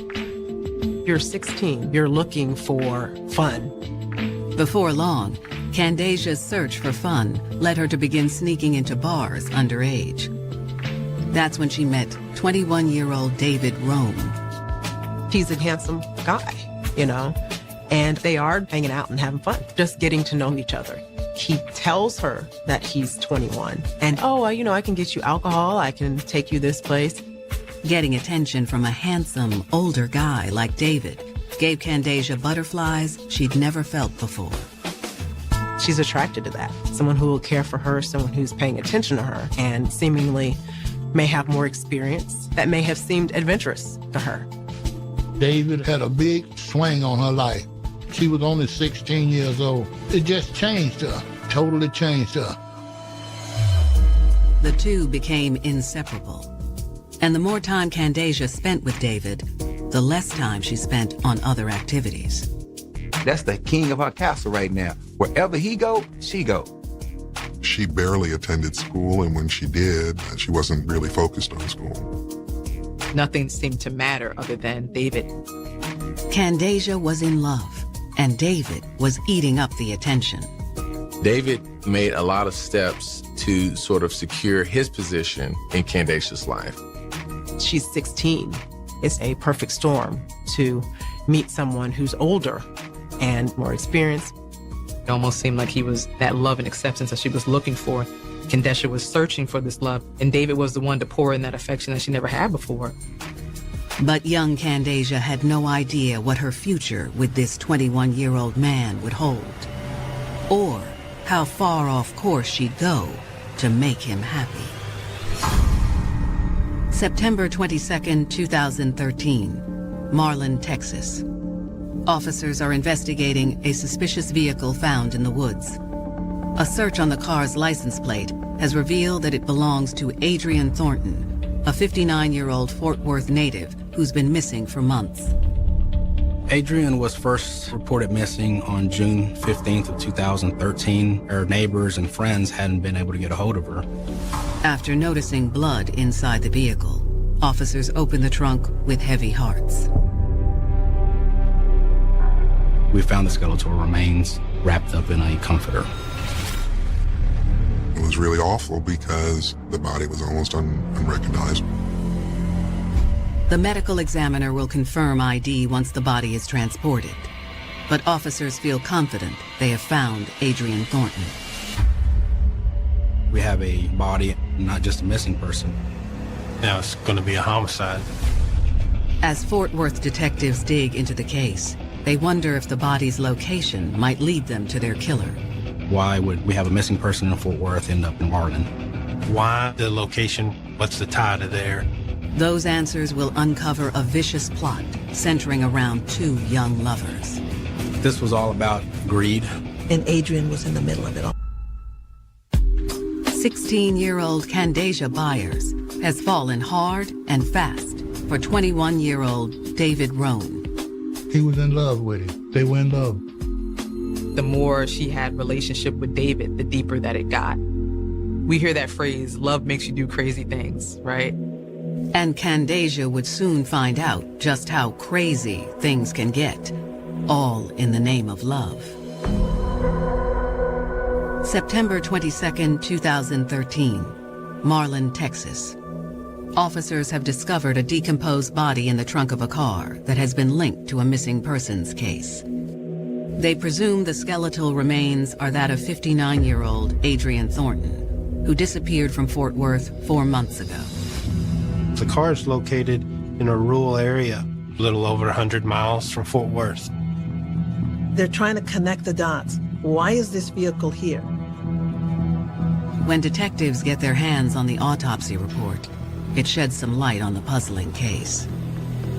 We were able to confirm that the body in the bottom of that vehicle was Adrian. The autopsy reveals Ms. Thornton suffered a horrific death. She had been stabbed multiple times. She had 6 stab wounds to the upper part of her chest. She was beat with a hammer. There is an element of brutality. It is one of the most horrific things that anybody can do to another human being. Detectives also review the forensic report from Ms. Thornton's vehicle. What we would call a systematic search of the vehicle, trying to preserve any evidence. That's when things get really nitty-gritty, because they have to start looking at all over. After scouring the vehicle, analysts are only able to confirm one thing. The blood found in the vehicle does match that of the victim. But who could have done this to Ms. Thornton? Who killed her and why did they put her here? If we could figure out why she was there, then we might be able to figure out who the suspects were. Detectives look over the missing persons case file on Ms. Thornton for more information on their victim. Miss Thornton lived in what's called the Woodhaven Addition. Nice homes around this golf course, just on the east side of Fort Worth. Ms. Thornton was a military veteran and retiree. Due to a disability, she rarely left her home. Miss Thornton was sort of an introvert, so it wasn't uncommon for her to be shut in for days. But she seemed to be a very sweet lady, very involved in the church. She was the kind of person that would help people in the neighborhood. She was a big believer in trying to help people out. According to the report, Ms. Thornton's neighbors became concerned when weeks passed without any sign of her. One specific neighbor started seeing her mail pile up to the point where the mail service stopped putting mail in her mailbox. The neighbor initiated the missing persons report in June, but there had been no substantial developments until her car was found. Detectives are perplexed. Why would anyone want to harm such a kind and gentle woman? We decided that we were going to execute a search warrant at the residence of Adrian Thornton. We asked for officers to go and set up on her residence and basically maintain a visual, no one in, no one out kind of thing. As detectives prepare to leave the station with the search warrant in hand, they receive a call from one of the officers set up outside Miss Thornton's home. Patrol calls and says, hey, there's a guy out here that's taking pictures of the victim's house. What's the chances that we've just found a body and now you have someone at her house taking photographs of her house? This strikes detectives as more than mere coincidence. They instruct the officers to take the man into custody for questioning. He immediately became a person of interest that we probably needed to talk to. Officers transport the man to the station. Minutes later, detectives arrive at the home and begin their search. We actually took our time and searched every inch. The house was a mess. Boxes from every delivery service you can imagine. It wasn't possible for anyone to really make out the scene. Detectives notice an area near a doorway that sticks out to them. It's an area that looks different than the rest of the house. It was a perfect walkway. You wouldn't stumble on anything. The path leads to a garage. It appears some things have been moved, some things are out of place, some things are missing that used to be there. Items that we found in the back of the vehicle that were possibly taken from these areas. It appears someone had gone to great lengths to clean up the pathway leading to the garage. Working different scenes, I'd seen scenes like this before. No matter how hard people try, they can never clean it up. Crime scene techs spray the garage with luminol, and the area immediately lights up. Once we saw the reaction, we knew that this wasn't a little bit of blood. This was a lot of blood. The amount is consistent with the injuries listed on the autopsy report. It appears Miss Thornton was killed in her own garage. But by whom? Detectives head to the precinct to speak to the man found lurking outside her home. He was going around the house taking photographs. Basically asked him, what are you doing taking pictures of the victim's house? That's a red flag to the cops because they're thinking, why? But when detectives speak to their suspect, he'll send the case spinning in a whole new direction and unveil the workings of a dangerous romance that caused a young girl to give up everything for believed she had found the one with older man David Rohn. Kendesha was too young to think this could go really bad. Whenever you have situations like this with an older guy, a younger teenage girl, they really don't know how much power this guy has, but really, he only has control over her. Candasia was firmly under David's spell, but would eventually learn that to keep up with the fairy tale, she'll play a nightmarish game. Fort Worth detectives are investigating the murder of Adrienne Thornton. A search has recovered blood evidence suggesting she was killed in her garage. At the station, detectives begin questioning a man police found lurking outside her home. They see this guy taking pictures of the house, thinking, why? He shouldn't be there. This is not his home. The man identifies himself as 41-year-old James Harris. He claims to be a friend of the victim. How do you know Miss Adrienne? I used to work for her. Okay, so what kind of work did you do for Miss Adrienne? Yard work. Probably mop off chores. She was older and she took a lot of medications, so she didn't do a lot of stuff. Adrienne Thornton had some health issues, so she would hire these handymen, and they would do anything from rake the leaves to fix a lock on the door to pick up prescriptions from drugstores. We asked him, what are you doing taking pictures of the victim's house? And what he told us is that the word had spread that the victim's body had been located. His response was, I just wanted to remember the house the way it was. He had done a lot of work at that house. He was very concerned about what may have happened to Adrienne. At times became kind of emotional about what happened to her. Why would you do that lady like that, man? She would give her anything she want, man. Anything, man. He showed legitimate concern when we spoke to him. He didn't speak of Miss Thornton as a way someone would speak if they had hurt him. Detectives asked James if he could think of anyone that would want to hurt Miss Thornton. That's when he mentions the name of another man who had been helping her out around the house. Another guy named David. What kind of guy is David? Sneaky. What do you mean by that? Just how can I say it? Just sneaky, you know what I'm saying? He went on and stated that David Rohn was actually stealing from her victim. James says Adrienne complained to him that David had stolen hundreds of dollars from her. David became obviously a person that we needed to talk to right away. Detectives run David Rohn's name in their system and discover an extensive record. David had a history of basically taking property that didn't belong to him. We learned that he had also stolen our victim's car back in early May of 2013. Ms. Thornton had called 911 to report the theft.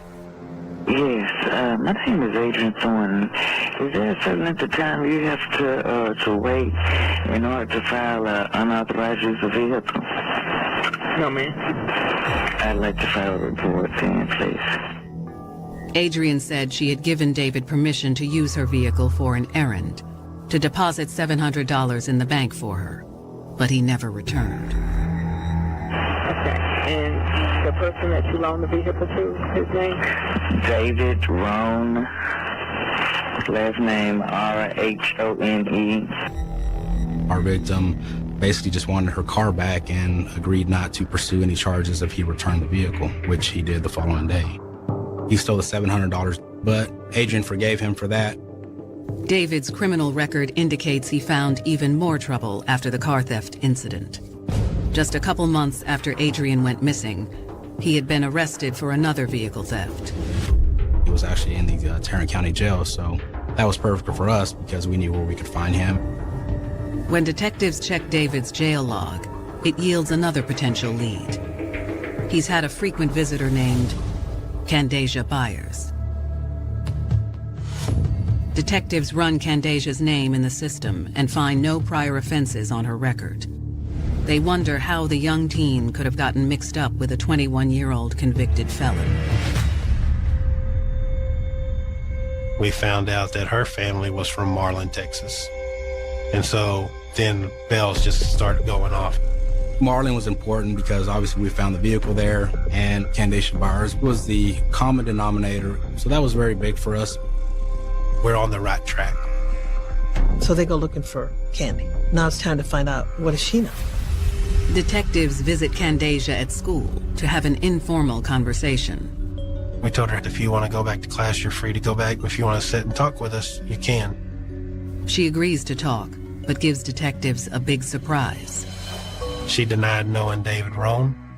She denied knowing Adrian. She's telling them, I don't know anybody. I don't know no David. I don't know this Adrian person. I don't know anything. They show her a photo of the victim.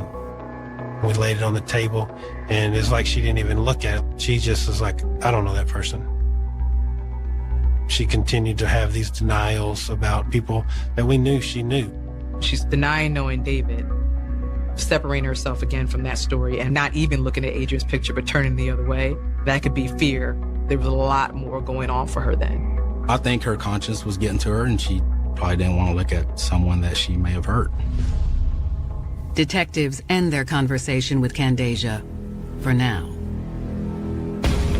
But they aren't even close to being done with their teenage suspect. She may think that she's buying time. She may think that she can evade them for a little bit, but there was no getting out of this anymore. There was nowhere for... Detectives have identified David Rohn as a potential suspect in the brutal murder of Adrian Thornton. They have also connected his young girlfriend, 16-year-old Candasia Byers, to the crime. Candy's family lived in Marlin, and that's what's interesting. Well, we knew Marlin was important because obviously we found the victim's vehicle there. But when detectives speak with Candasia, they are met with denial.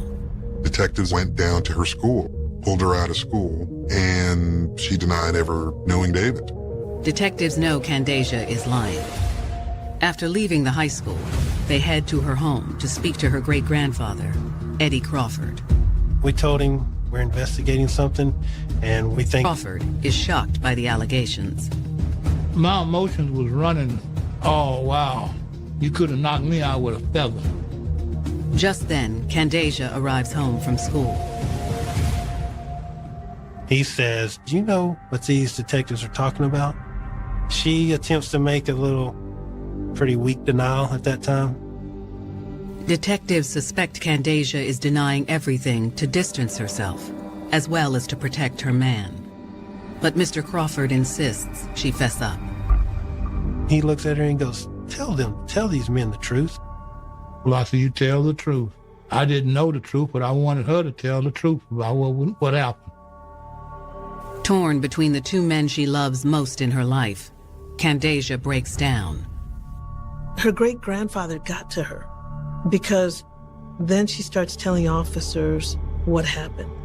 I think it is telling that Candy's great-grandfather is the person who ultimately says you can't run from this anymore, and is somewhat of that support for her to say, you need to tell them what happened. She went on to basically admit that she did know David Rohn and she did know Adrian Thornton.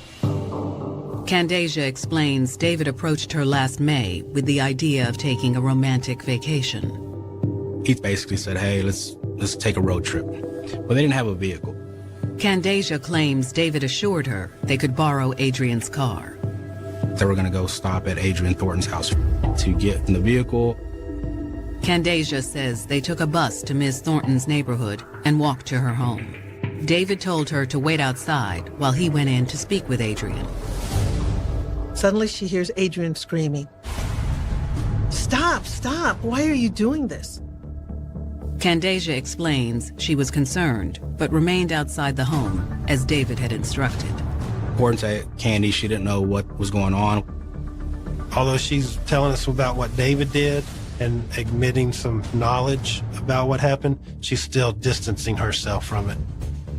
Candasia tells detectives that after a while, the garage door opened and David emerged. David steps out, and according to Candy, he's full of blood. His clothes has blood all over it. Candasia says that's when she saw Adrian lying on the ground in the garage, dead. Her head had been beaten in. She had been stabbed. Candasia claims David ordered her to stay outside while he took care of things. She knows that Adrian's dead. She's standing outside. She's doing what David wants her to do because she's scared that he's going to do the same thing to her. She's not in the garage during the murder and during the disposal of the body and during the loading of the body into the car. Candasia says that after David backed out of the garage, they rode to Marlin, Texas, where they went their separate ways. She presumed David would ditch the body and the car, but she didn't want anything to do with it. She sort of went into shock at that time, and she just wanted to get away.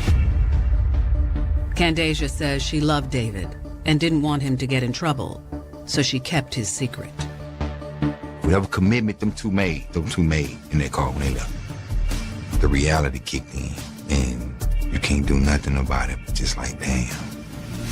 So I just hide it, keep it from everybody. Detectives suspect Candasia may have had more to do with the murder and the cover-up than she is letting on. But her statement is a huge break in the case. Things lined up, but there was a lot of investigation to be done. They definitely seemed to be a team. Whether she wanted to be there, Candasia and David definitely seemed to be working together. On December 12th, more than 2 months after discovering Ms. Thornton's body, detectives finally speak with their prime suspect, David Rohn, at the Tarrant County Jail. He was there because of other charges. But will David confess to the murder of Ms. Thornton? Or will his interrogation place blame on someone else? You can look at her two ways. She's a Jekyll or a Hyde. Investigators are speaking to David Rohn about the murder of 59-year-old Adrian Thornton. He does say he helped Adrian around the house with chores. But other than that, he denies knowing anything about anything. Detectives tell David that his girlfriend, Candasia Byers, has already given him up. We've talked to Candy. She's out and about. She's living her life by doing nothing. I'm not going to go into all the details. It's all getting dumped on you, man. You're sitting here on a capital murder charge. That's when David Rohn throws detectives for a loop and blames everything on Candasia. She found out the baby out there. And so the money, not worth it. David says the two were hanging out when she came up with the perfect robbery scheme. What was Candy's plan? I mean, you got to be straight up, be specific as possible. To go kill the family, take everything related. It was her plan because she respected her. They had to get rid of her. I don't think she was going to allow them to rob her or steal from her without actually pursuing charges against them. David says there was no stopping Candasia. She knew Ms. Thornton would be an easy target. According to David, Candasia left to murder Ms. Thornton on the afternoon of May 23rd. She said, she said she was that hard. She was what she did. Did you see her leave with the hammer? Yeah. When something like this happens, you assume that the person who's the aggressor or the person who's the mastermind is the man. It kind of turned out that maybe that wasn't the case. David claims Candasia called a few hours later and said she had attacked Ms. Thornton and that she needed his help. What did she tell you she did? She said that she was there, and then she was over and tried to open the garage door, and then that's when Candy struck her again, and then she tried to But David says Candacia didn't stop there. Did she tell you she did something besides hit her with the hammer? Yeah, she said she took the money. According to David Rohn, Candacia had stabbed Adrian Thornton. David tells detectives when he arrived at the home, he was horrified. I was like seeing what she had done. I was shocked because he was doing everything. Adrian was moaning and groaning and pleading for her life, laying there dying. But she was still alive and moving? Yeah. I said, you can't leave her like that. He couldn't let her sit there and die, so he decided to take the knife and what he describes as finishing her off with the knife. David says once Adrian was dead, they ransacked the house for anything that could turn into quick money. Miss Adrian had some jewelry that was valuable. Miss Adrian kept some cash in the house. The couple then attempted to clean up any fingerprints and get rid of any evidence that could link them to the murder. He decided to clean up everything and try to hide. David and Candacia did the best that they thought they could do in cleaning the crime scene, removing obvious blood and blood that had splattered on walls and other objects in the house. Any items too bloody to clean were loaded into Ms. Thornton's car. There was miscellaneous boxes in the car full of stuff. Those were boxes that they couldn't clean. The residence was clean, the crime scene was clean, Adrian Thornton was put in the trunk of the vehicle, and then they proceed to go to Marlin, Texas. Detectives are floored. They now have two conflicting versions of Ms. Thornton's murder. David's saying that Candy did more. Candy is saying that David did more. They're kind of pointing the finger back at each other. Regardless, with David's confession, they are able to connect him to the crime and charge him with capital murder. Later that day, police also arrest 16-year-old Candacia Byers for capital murder. They got in touch and told me that she was being charged with murder. Couldn't even think straight when they told me that. You know, this is my baby. You gonna tell me she done killed someone?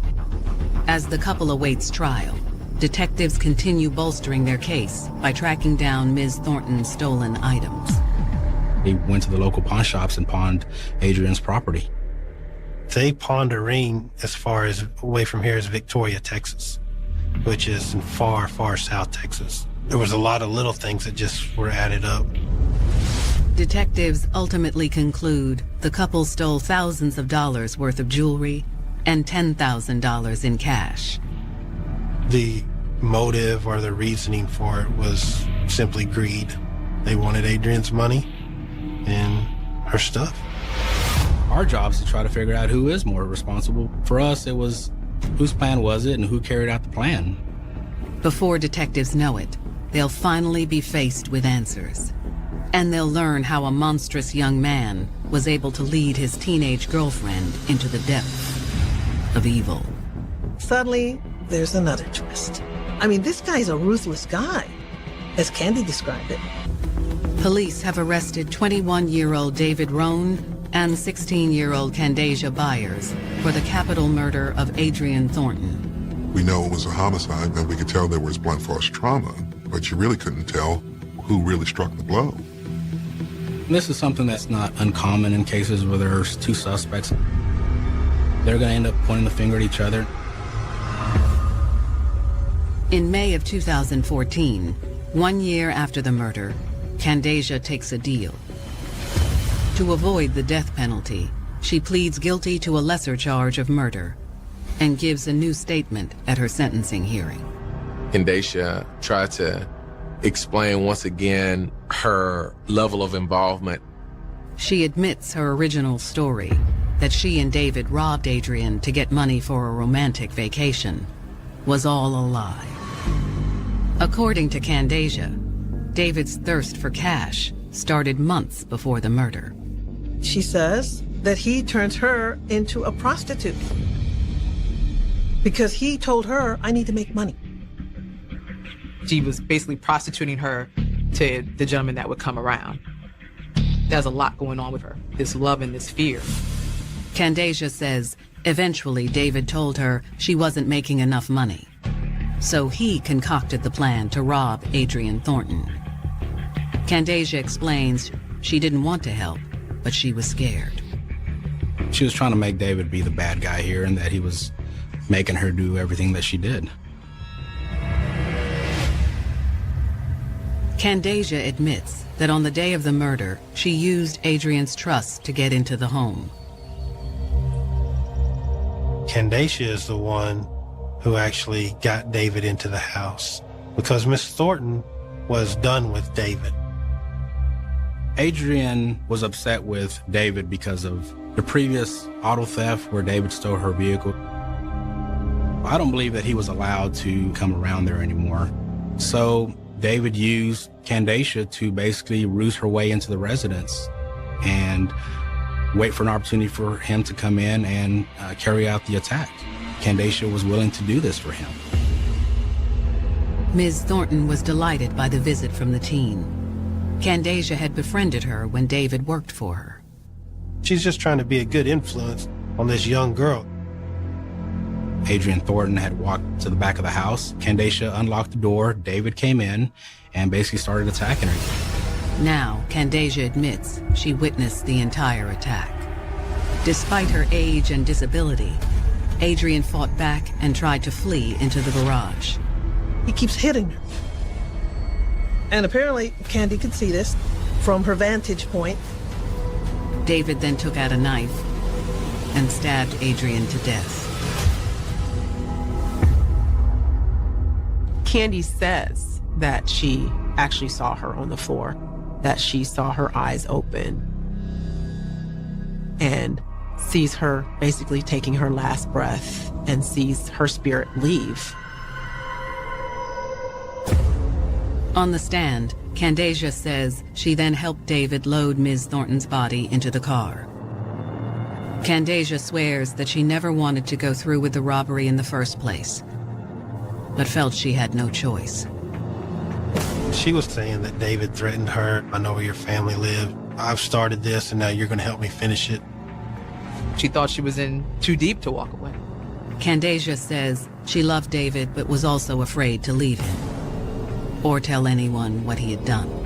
I think she was willing to do whatever David wanted her to do to keep, their relationship going. They drive down towards the Marlin area, and that's when they ended up getting rid of the car and stuff like that. On the witness stand, a tearful Candacia apologizes for what she's done. She cried.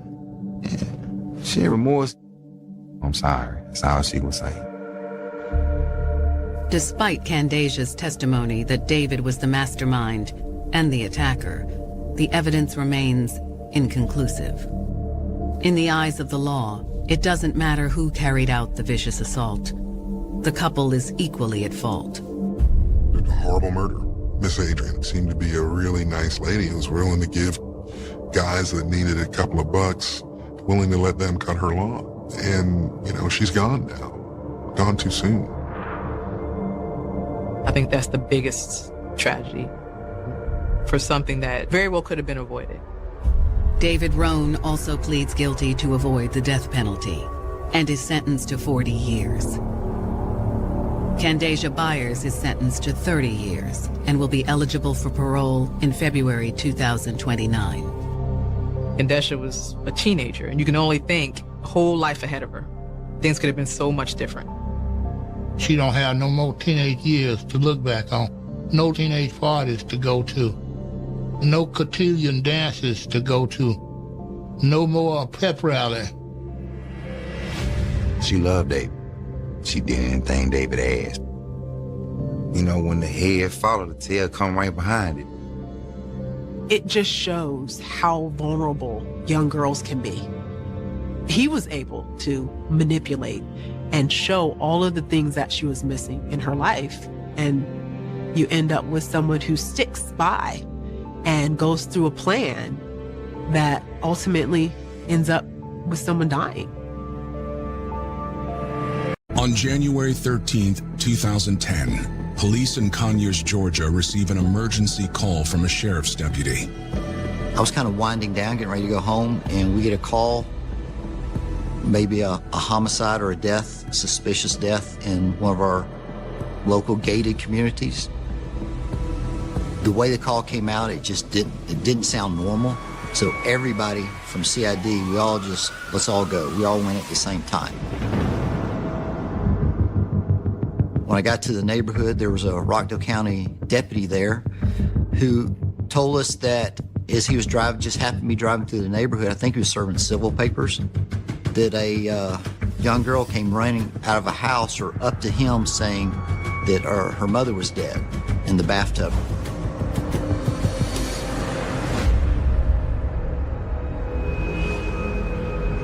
I arrived on the scene, and there were two twin girls, Taz and Jazz Whitehead, were sitting in the back of the ambulance. Tasmia and Jasmia Whitehead are the twin teenage daughters of the victim, 34-year-old Nikki Whitehead. They both seem traumatized and are unable to answer any questions. One of them, I believe it was Taz, as I introduced myself, she started biting herself on the arm. And I reached up and I'm like, hey, honey, stop. Don't do that. What are you doing? She told me when she gets nervous, she bites herself.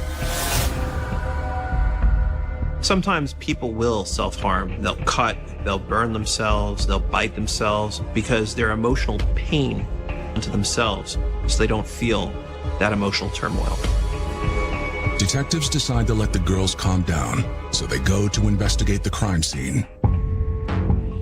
I walk in the house and I can see on the floor, there's blood all over the floor. Big stain, blood up all over the walls. We found the victim, Nikki Whitehead, in the bathtub. She had a nightgown on, there was water in the tub. She has suffered multiple stab wounds to her head and upper body. I've been in law enforcement 36 years, seen a lot, done a lot. SWAT, DEA, I've done all that. And this was perhaps one of the bloodiest scenes I'd ever seen. I close my eyes, I can still visualize the room quite clearly and where she was found. The brutal nature of the crime makes police wonder, who could have hated Nikki enough to do this? To me, this is really an up-close and personal crime. It really shows there's a lot of intimacy between the perpetrator and the victim.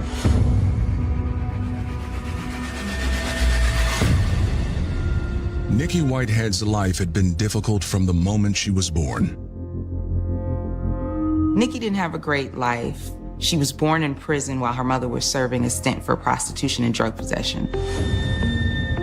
Nikki was sent to live with her grandmother in Decatur, Georgia, but it didn't feel like home. Nikki felt like she was the black sheep of the family. She never understood why she was being raised by her grandmother and not by her mom. So that is something that it troubled her. It bothered her. To be separated from a parent at such a young age must have some type of impact on who you are as a person. But as she grew up, Nikki didn't let it break her. You had to know Nikki as a person because she brought so much joy, to my life. She was a very funny person. She was a jokester. She was creative. She was a very fun, loving person. She was beautiful, had such a beautiful spirit. Nikki's grandmother did her best to prevent her from going down the same path as her mother. But in her teens, Nikki began to act out. Nikki and I, we did things that we shouldn't have been doing at the age that we were doing it. We were teenagers. All she really wanted was her mother's love, and she never got that. Instead, Nikki started looking for love in all the wrong places, hanging with the wrong crowd, with the wrong men. Nikki's grandmother, Della, tried to discipline her, and it didn't go over well. At the age of 16, she ended up moving out of her grandmother's home. She was bouncing around from place to place. Then, at 17, Nikki fell in love with an older man. Nikki and I would venture out to his club, not knowing that he was the owner of the club. He had interest in Nikki. They started dating. Shortly, it didn't take any time for Nikki to become pregnant. It looked like Nikki was going to have a family of her own, but her boyfriend had different plans. She told the father that she was pregnant, and he basically blew her off and didn't want anything to do with her. And that was when she also found out that he was married. Nikki decided to go through with the pregnancy anyway. In 1993, when she was only 18, Nikki gave birth to two beautiful girls, Tasmia and Jasmia. We didn't know that she was carrying a set of twins. One was a split image of Nikki, and one was a split image of him. Being a teen mother was difficult, especially with twins. So Nikki moved back in with her grandmother, Della. Since Della raised Nikki, she knew that would be the perfect person to help her raise her twins. Nikki did everything she could to try to provide for the kids. She got her cosmetology license and she began to do hair, but most of the actual daily child care responsibilities fell on her grandmother because she was working so much. Over time, the stress and responsibility became more than Nikki could handle. Nikki really felt that she missed out on doing the things that a young adult would do. On the one hand, she has these two children that she needs to raise and be a mom, but on the other hand, she herself wants to enjoy life, and that really put her in a very difficult position. Knowing that Della would take care of the twins, Nikki started living the fast life again. She began hanging out and drinking. That meant the twins didn't get to spend much time with Nikki, but Della worked hard to try to make sure they grew up right. Thanks to Della, the girls began to thrive. They were very well behaved and excellent students. You had one that liked to play the piano. You had the other one that was a dancer. They was very mannered. The twins didn't really view Nikki as an authority figure because she hadn't really been that way to them up until this point. Instead, she was like the fun, loving older sister. Nikki had started off kind of rough. She was a young mom, and she still wanted to party like most young people want to do that are thrown into a situation where I got to be an adult all of a sudden. But, you know, over the 15, 16 years of her daughters, she had finally realized she wanted to straighten herself out. As she got older, she really wanted to be more of a mother figure in the girls' lives. So did her new boyfriend, a long-haul trucker named Robert. He was 30 years older than she was, but I think Nikki thought that this provided her the stability that she needed in her life.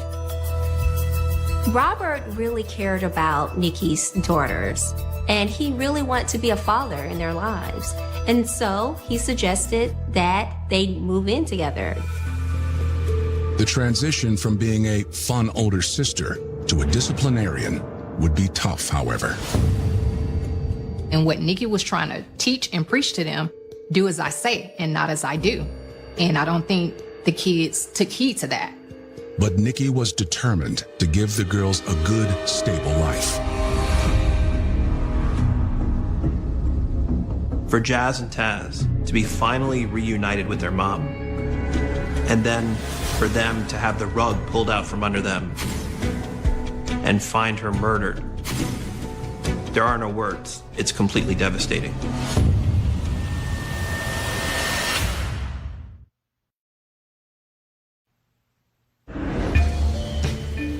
After Nikki Whitehead's teenage twin daughters discover her stabbed to death in their home, the girls are taken to safety as investigators search the house for evidence. In the living room, they find a broken vase with blood on it, but knife wounds on Nikki's body indicate that she was stabbed to death. There was not blood seeping from the wounds in the tub, so we were able to surmise that the majority of her wounds had occurred outside and that she'd done most of her bleeding before she was put into the tub. I've been involved in some shootings and things that were pretty bad, but this was, it was just, there's blood all over the house. In the carpet, all through the bedroom. The bedroom was, that's where it took place. You know, it was like she was dragged, like you could see the body on the carpet where she was, you know, she was drugged into the bathtub. So yeah, it was something that it was out of a movie. The field crew was working on checking every garbage can, every drain pipe, looking for a murder weapon. We checked the house. And of course, like any house, the house had numerous knives in it, so we had to collect them and test each one for blood. There was no signs of forced entry anywhere in the house. And the garage was down and locked, the back door standing open as if somebody went from the inside out the back door. And there, bloody prints left by bare feet. The police saw a trail of blood going to the neighbor's house. So now the police must interview the neighbor as a potential suspect.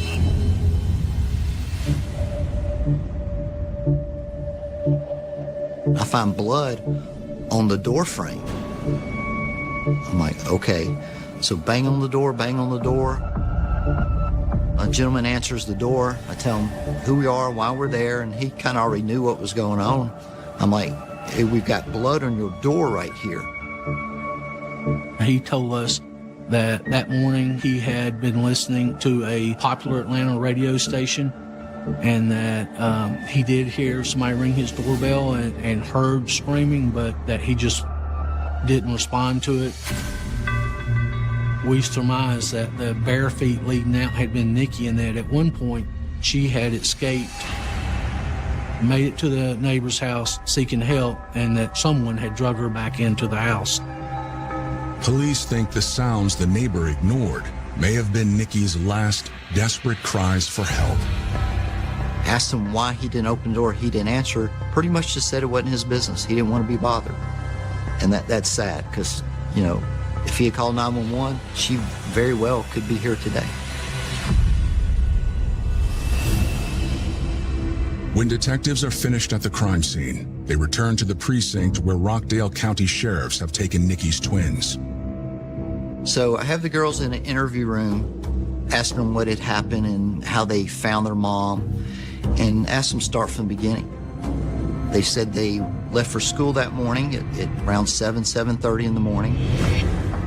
Can you tell me what happened when you got home today? I just qualified to the bus. I noticed that gate was open.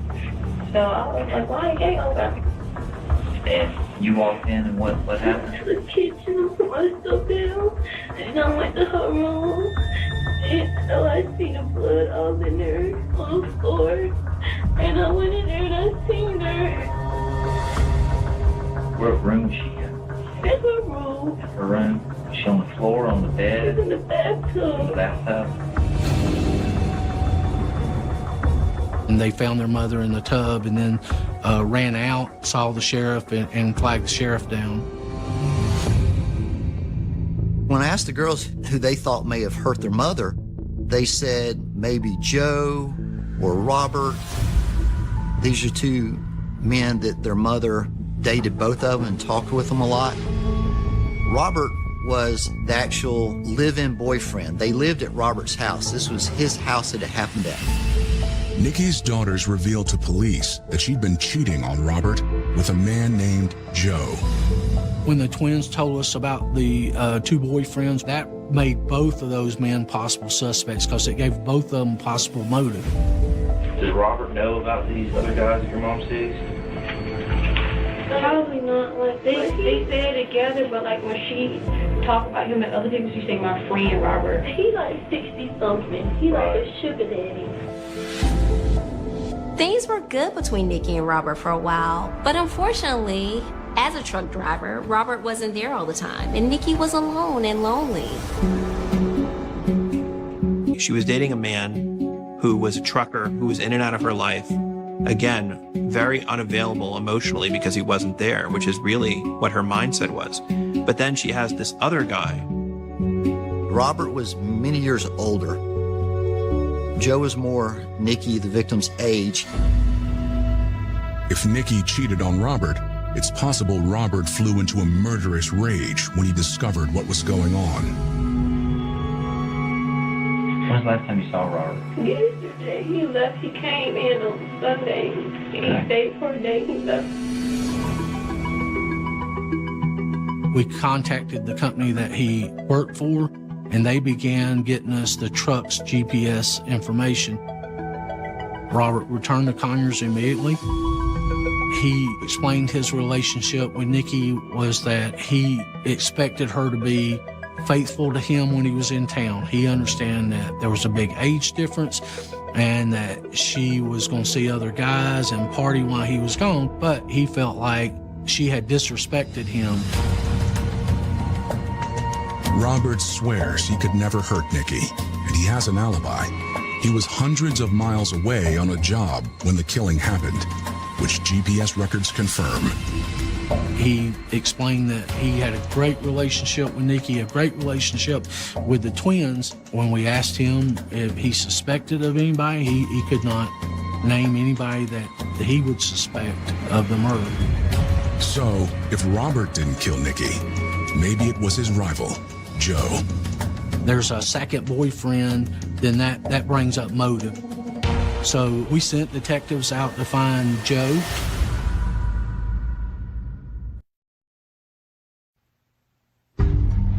After the stabbing death of Nikki Whitehead, Nikki's twin daughters tell police their mother was having an affair with a man named Joe, and she'd spoken with him the night before she died. The only thing was she was just drunk last night and she was loud for arguing with Joe. She was telling Joe not to come out there and not to come to her house, and that it had been a very angry argument. So we sent detectives out to find Joe. Joe's a barber in Atlanta, and they located the barbershop. There were several men hanging around out front, and they approached them and told them they were looking for Joe. So they got straight to the point and told them that Nikki had been murdered, and they were looking to notify Joe. Joe was absolutely devastated. He was visibly upset, and he had no idea that any of this had happened to Nikki. He seemed to be truly shocked and upset that somebody he'd been having a relationship with was dead. When we're telling him what happened, it was very honest. He didn't seem to be hiding anything. Joe admits that he and Nikki argued on the phone that night after she left his house, but not because he was jealous. Joe broke things off with Nikki because he started seeing someone else and it was getting pretty serious. But he also knew that Nikki also had someone else. She had Robert. And nothing was really going to happen with their relationship in light of those circumstances.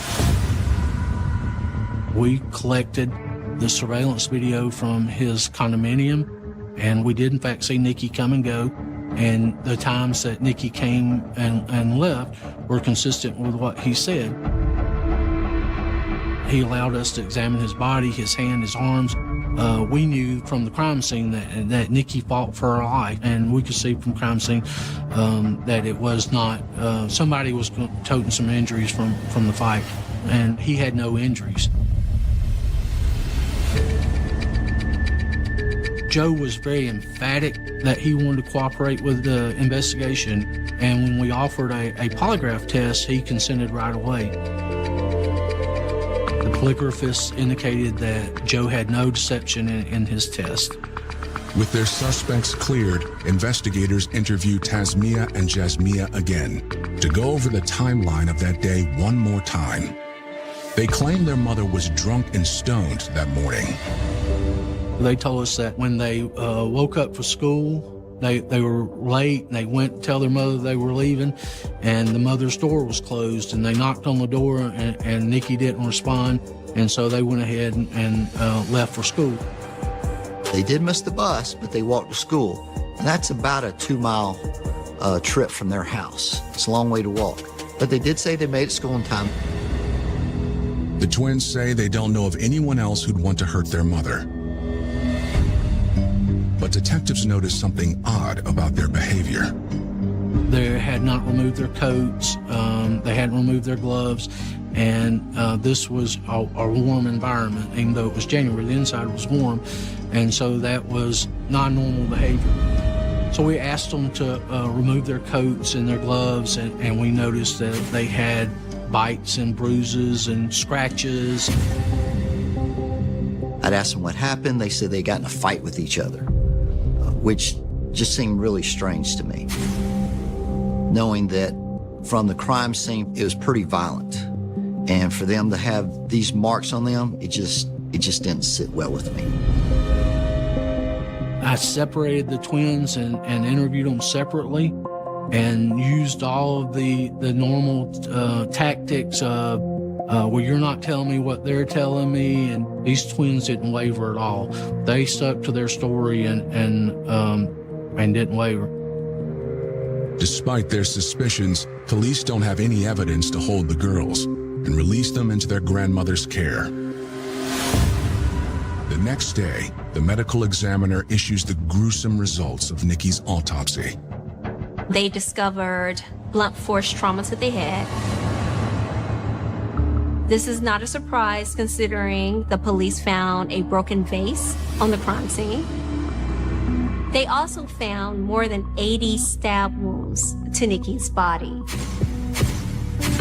One of those almost severed her spinal cord. I mean, that's some anger and some hate. That's some revenge and payback going on right there to stab somebody that much. More significantly, there is one thing the medical examiner didn't find. Autopsy also showed, contrary to what the twins had said, that she didn't have any alcohol or marijuana in her system. That was inconsistent, and that was our first indication of deceit from the girls. This was, okay, you're not telling us the truth, and let's investigate this.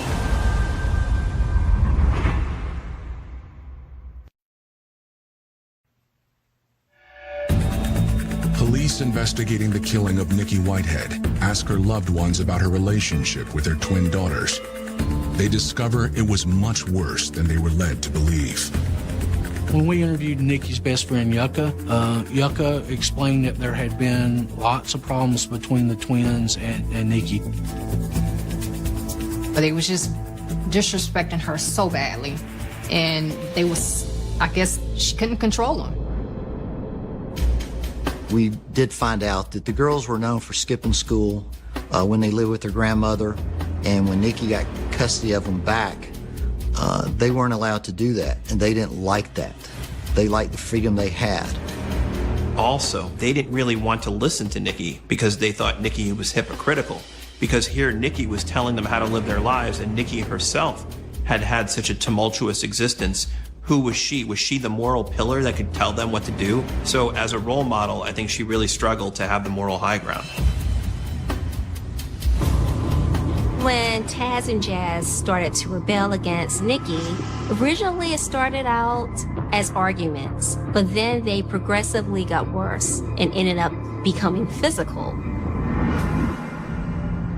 In June of 2008, Nikki actually called 911 because her daughters jumped her and dragged her across the floor because she was trying to limit their cell phone usage. When did they hit you? Just now. As soon as she put her hands on me, I went on the call. They keep on hitting me. Then, I might retaliate and have to put my hands on them, And it just be a big mess. So I'm just trying to prevent maybe something bigger happening. Up until that point, Nikki hadn't done anything about the abuse because she didn't want anyone to know. In the Black community, it's not often that you see a child abusing a parent. Nikki was embarrassed that she had lost control of her daughters to the point where they were the ones that were abusing her. These girls were very troubled, and their mother knew it. But in some way, she saw it as her own failing if she couldn't raise them. If someone else was raising them, that she was deficient in some way. But also, a mother has maternal instincts, and those instincts are very strong. So Nikki was not going to give up on those kids, no matter what. Despite Nikki's efforts, things only got worse.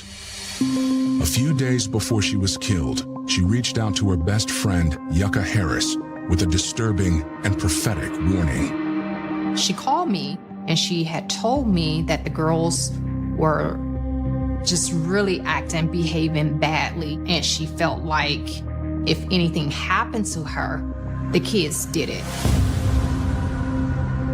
It was almost like I didn't believe Nikki, because I'm like, wait a minute, not, the twins, because they never projected that energy or, they never showed that side, what Nikki was portraying to me over the phone. Yucca told us that Nikki was so scared that she replaced the lock on her bedroom so that she had a deadbolt from inside because she was that fearful of the twins. In light of this new information, detectives take a closer look at the twins' whereabouts at the time of the slaying. They start by following the path the girls say they took to school. The detectives that were canvassing on foot made it about a mile away to a gas station. At that gas station was one of the locations that we noticed had surveillance video. On that surveillance video, we were able to see that the two girls had, in fact, walked up at 10 o'clock. Video from the school shows they arrived there at 10:15, 3 hours later than they claimed. That would have given them enough time to kill their mother. One interesting thing they did that we noted was the first trash can they came to, one of the twins walked up and discarded something into that trash can. We surmised that might have been the knife, but by the time we actually got to that point, the dumpsters had already been taken to the landfills. Another search of the house provides more incriminating evidence. We found shoes that were in the closet that had blood on the outside of them. There was no reason those shoes would have blood on them unless they had been in the room at the time blood occurred. In one of the shoes, we found a tissue. In that tissue was hair, clumps of hair that had been pulled from the head. Also, what we found during our investigation search of the girls' rooms, we found a journal. There was a lot of negative things in there about their mom, a lot of hatred toward their mom. They had written back and forth, sort of like you would text nowadays. They had written back and forth to each other that if we're going to get out of here, we got to get rid of her. And the other one responded, yeah, we've got to get rid of her ASAP.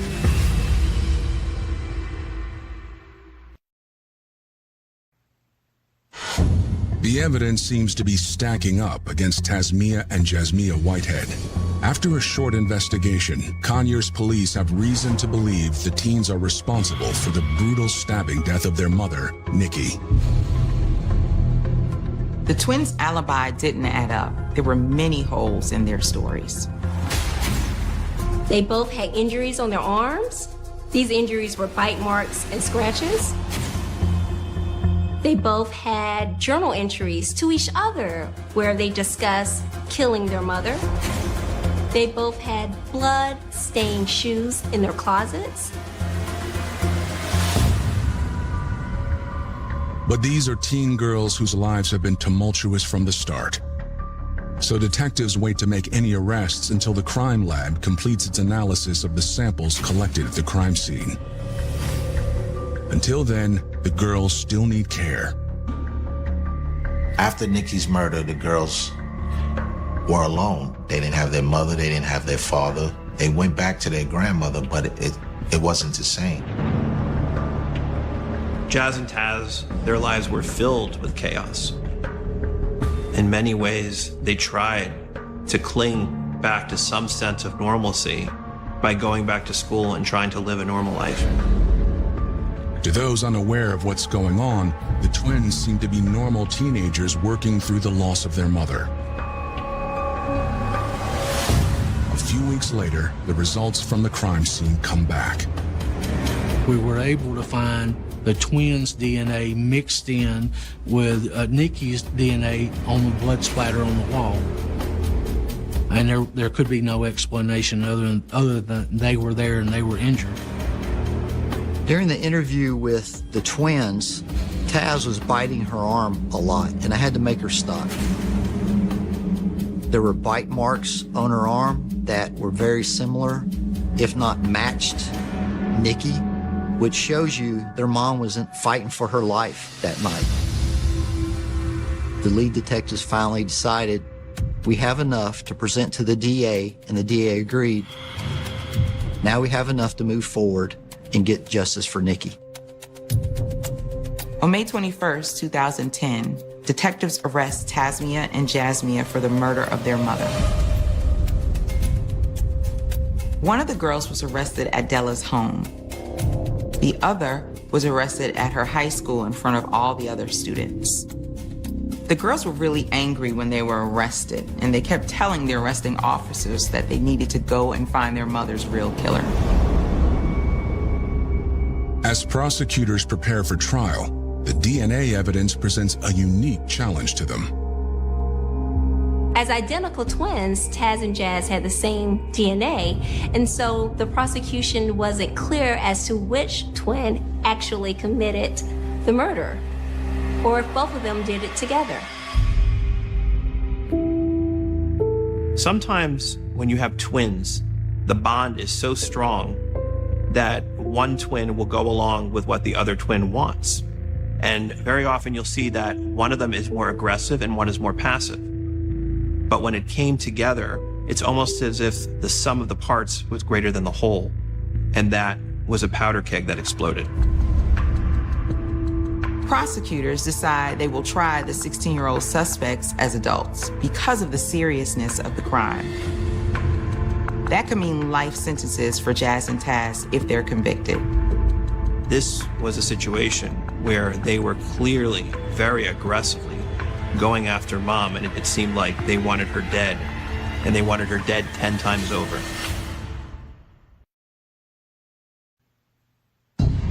The case against 16-year-old sisters Tasmia and Jasmia Whitehead takes almost 3 years to make it to court. But in early 2013, a date is finally set for the twins to stand trial as adults for the killing of their mother, Nikki Whitehead. With the unsurmountable amount of evidence against them, the twins both know they're facing a potential life sentence if a jury convicts them. So their defense attorneys offer to provide prosecutors with a confession in exchange for a plea to lessen the charge and reduce their sentences.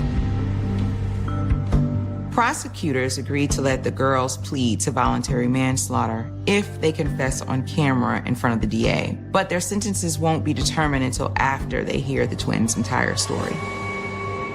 The district attorney interviews the twins separately, but their stories are identical.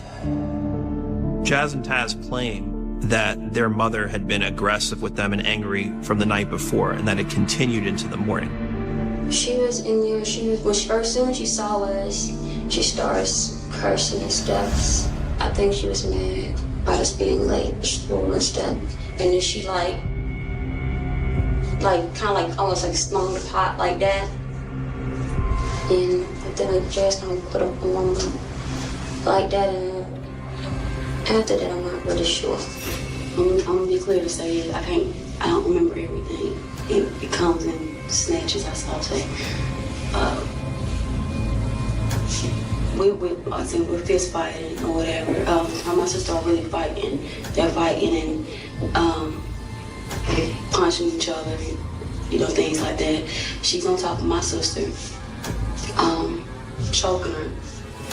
I can't even tell you what life is at this point, but she choking Tad. and I pick up a bass. Both girls say they believe Nikki was going to kill them if they didn't kill her first. My state of mind, I believe it at the time was defend yourself. It wasn't like it was a fight on the street. It was more of a fight until somebody died.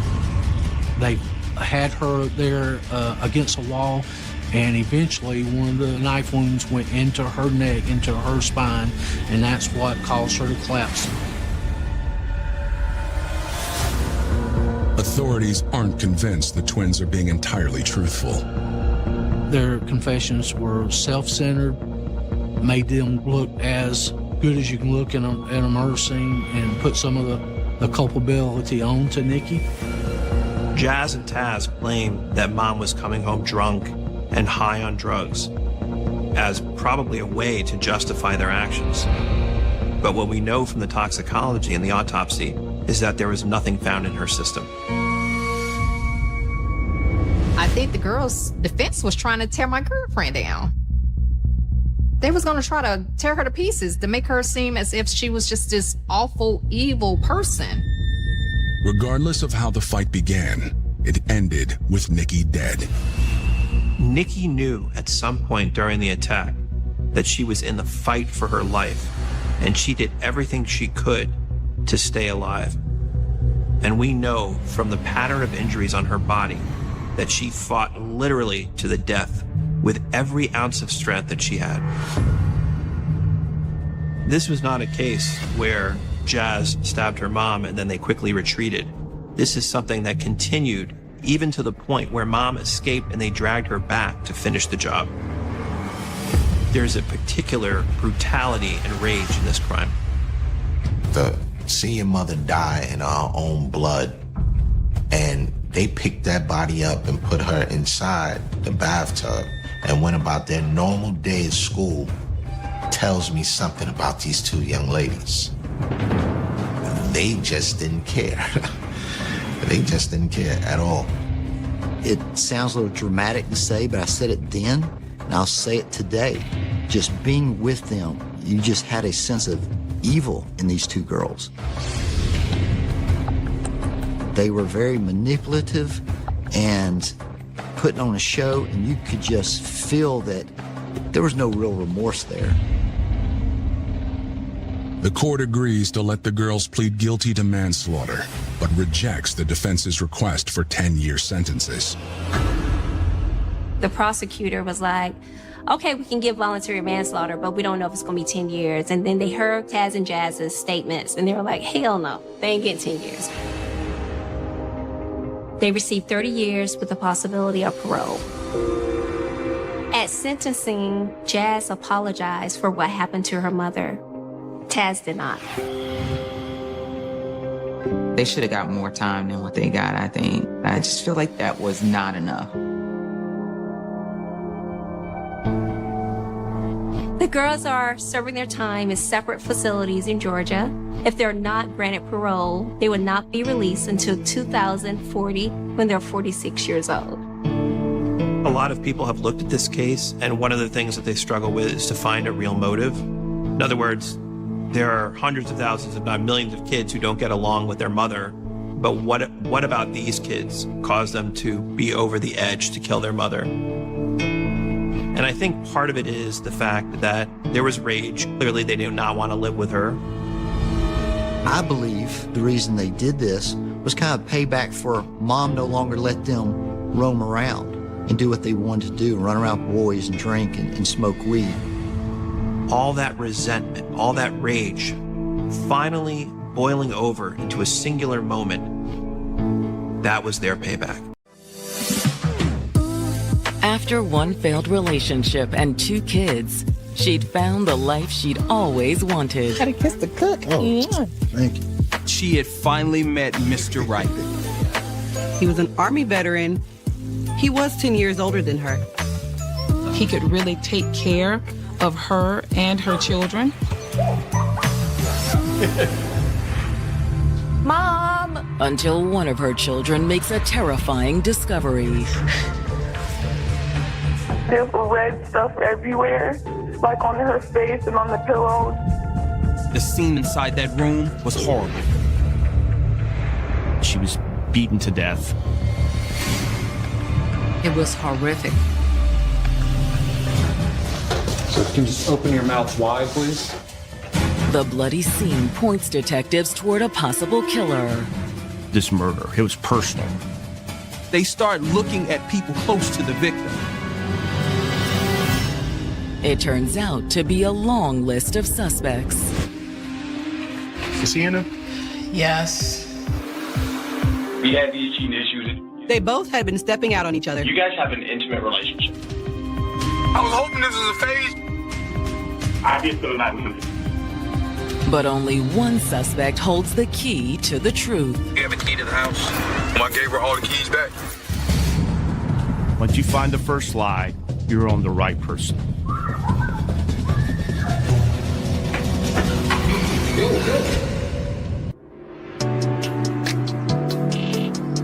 September 14th, 2017. It's Thursday morning in Orlando, Florida, one of America's top travel destinations. People from all over the world come to Orlando to visit. The city sees more than 70 million visitors each year. But this September, Orlando's dealing with something far more challenging than an influx of tourists. Hurricane Irma devastated a lot of the community here in Orlando. It's been 1 week since the storm made landfall, and the city is still struggling to recover. A lot of us couldn't go back to work. A lot of people was displaced. And the schools were closed.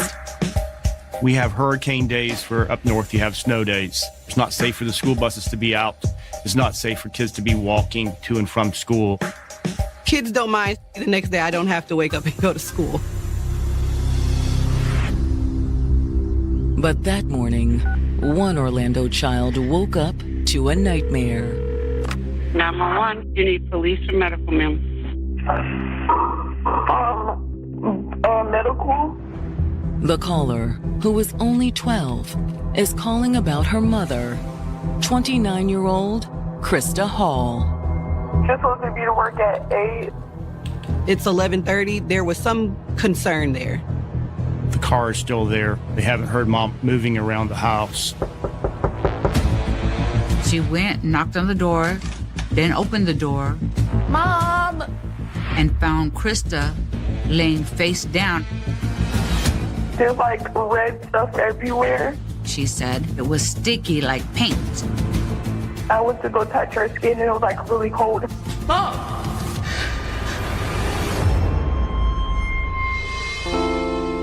Growing up, Orlando native Krista Ortiz had a disposition as sunny as the Florida weather. She was a happy child. I didn't have any problems with her. Krista was someone who was all about family. She was a loving person. Krista enjoyed just being around her family. She also dreamed of having her own one day.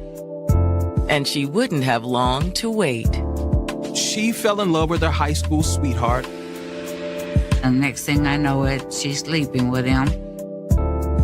She became pregnant with her daughter at only 17 years old.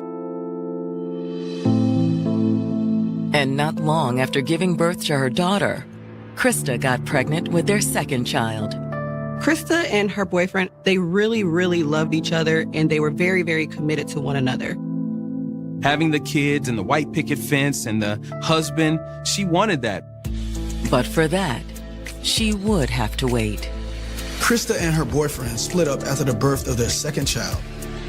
Sometimes those things that really feel like love and feel like fun, they change as we get older. After the split, Krista was determined to start anew. She moved with her 2 children to Alabama. Moving to another state for a fresh start feels right because I don't have to face this person. I can create an entire new life. And to her surprise, she soon met someone new. Having the faith To allow yourself to be vulnerable again, to open yourself up for love again is a huge task. But sometimes we meet someone who help us break those walls down. His name was Tommy Hall. He was an Army veteran. He was 10 years older than her. This guy swept her off of her feet in a matter of a few days. He's someone that feels stable. He feels trustworthy. Hey, Tommy! Tommy, come play with us! How about you take care of this? Sure, I got you. What most impressed Krista was how quickly Tommy took to her children. There we go. Great catch. The thing that made this relationship so special is that Tommy took on the role of stepdad to Krista's kids. He treated them just as though they were his kids.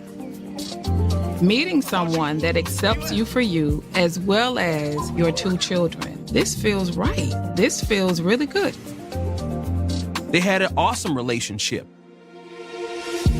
The couple married and soon had a child of their own. Then they moved back to Florida. They decided to move back to Orlando to be closer to Krista's family. It seemed that Krista's dream of a happy family had finally come true. I taught her how to be a caretaker, and she was a very good one. She was happy with the kids. Krista thought she had found this knight in shining armor, this Prince Charming, the one who she'd been searching for her whole life. Mom! But it will take more than a knight in shining armor to save her now. Her 12-year-old daughter is on the phone with 911 telling them what she discovered.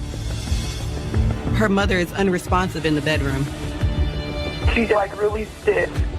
Most kids would be in shock, but this little girl had the wherewithal to call 911.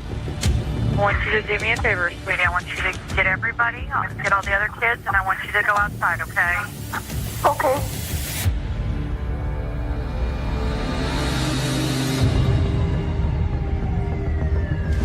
She's inside. Please help. When first responders arrive, all three of Krista's children are waiting in the front yard. The paramedics head inside to attend to Krista. But there is little they can do for her. She's gone. This wasn't an accident. Someone definitely killed her. The back of her head had blunt force trauma. 29-year-old Krista Hall was starting over in Florida with her 3 children and new husband, Tommy. She met Tommy, who was 10 years older than her and a retired Army vet.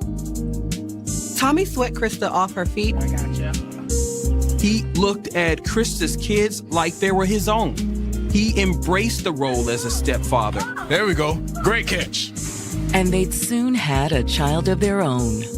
She had that storybook, picture-perfect life. Mom! But now, Krista's 12-year-old daughter has made a shocking discovery in her mother's bedroom. She was going in there just to check on Mom. She's not moving. She's stiff and unresponsive. And there's blood everywhere. Are you with her right now? We're in the dining room. She made a frantic call to 911 and she told dispatchers that she discovered a horrible scene in her mother's bedroom. My mama, she's in the bedroom. You gotta help her. Inside the house, the first responders confirm that Krista is dead. She's gone. It appeared that the victim had been beaten to death. When homicide detectives arrive on the scene, they determine that the killer likely attacked Krista as she slept. They walk in the room and they see Krista in her bed with the sheet halfway over her. There was no evidence of a struggle in the bedroom. She likely never saw it coming. To detectives, it looks as though she had been struck repeatedly in the head with a heavy object. The back of her head was caved in. She also had an injury to the front portion above one of her eyes. They couldn't even tell which injury actually killed her. There's also no sign of the murder weapon. If it's a spontaneous situation, it could have been any object, a hammer, a bat, a lamp, anything that's near. Whatever it was, it appears the killer took the murder weapon with them. Detectives noted blood droplets on the floor, in the hallway, and crossing the living room. The blood driplets going out the front door indicated that whatever object was used was removed from the home. However, it appears that the killer had left something behind. They noticed something strange under her body. It looked like someone took saran wrap, wrapped their fingers with it, and then they've put some type of duct tape around it to keep them there, like a makeshift glove-looking device. Despite the killer's precautions, the detectives believe there are subtle clues about their identity. There were no signs of forced entry into the home. The killer either had a key or the door was unlocked. This murder, it was personal. She was beaten to death with a blunt object.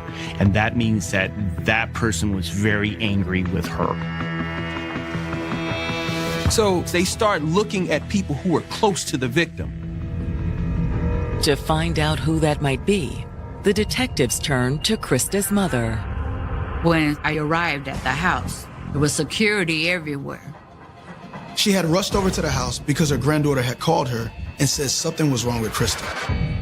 She told me that her mom was laying in the bed with blood around her mouth. According to Krista's mother, she'd last seen her daughter the night before. She came to the house about 7:15. Krista's mom told investigators that she seemed happy, everything seemed like it was going well. Everything except her marriage. Her mother admits that her daughter has been going through a lot. Because after 6 years, her marriage to Tommy Hall was in trouble. They're jealous of each other. It wasn't the romance that she was looking for. And they're seeing other people. They both had been stepping out on each other.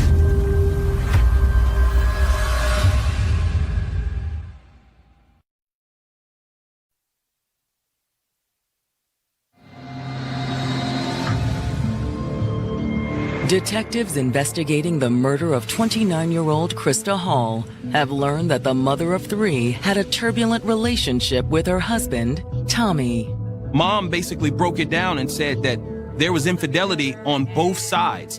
How long has that been going on?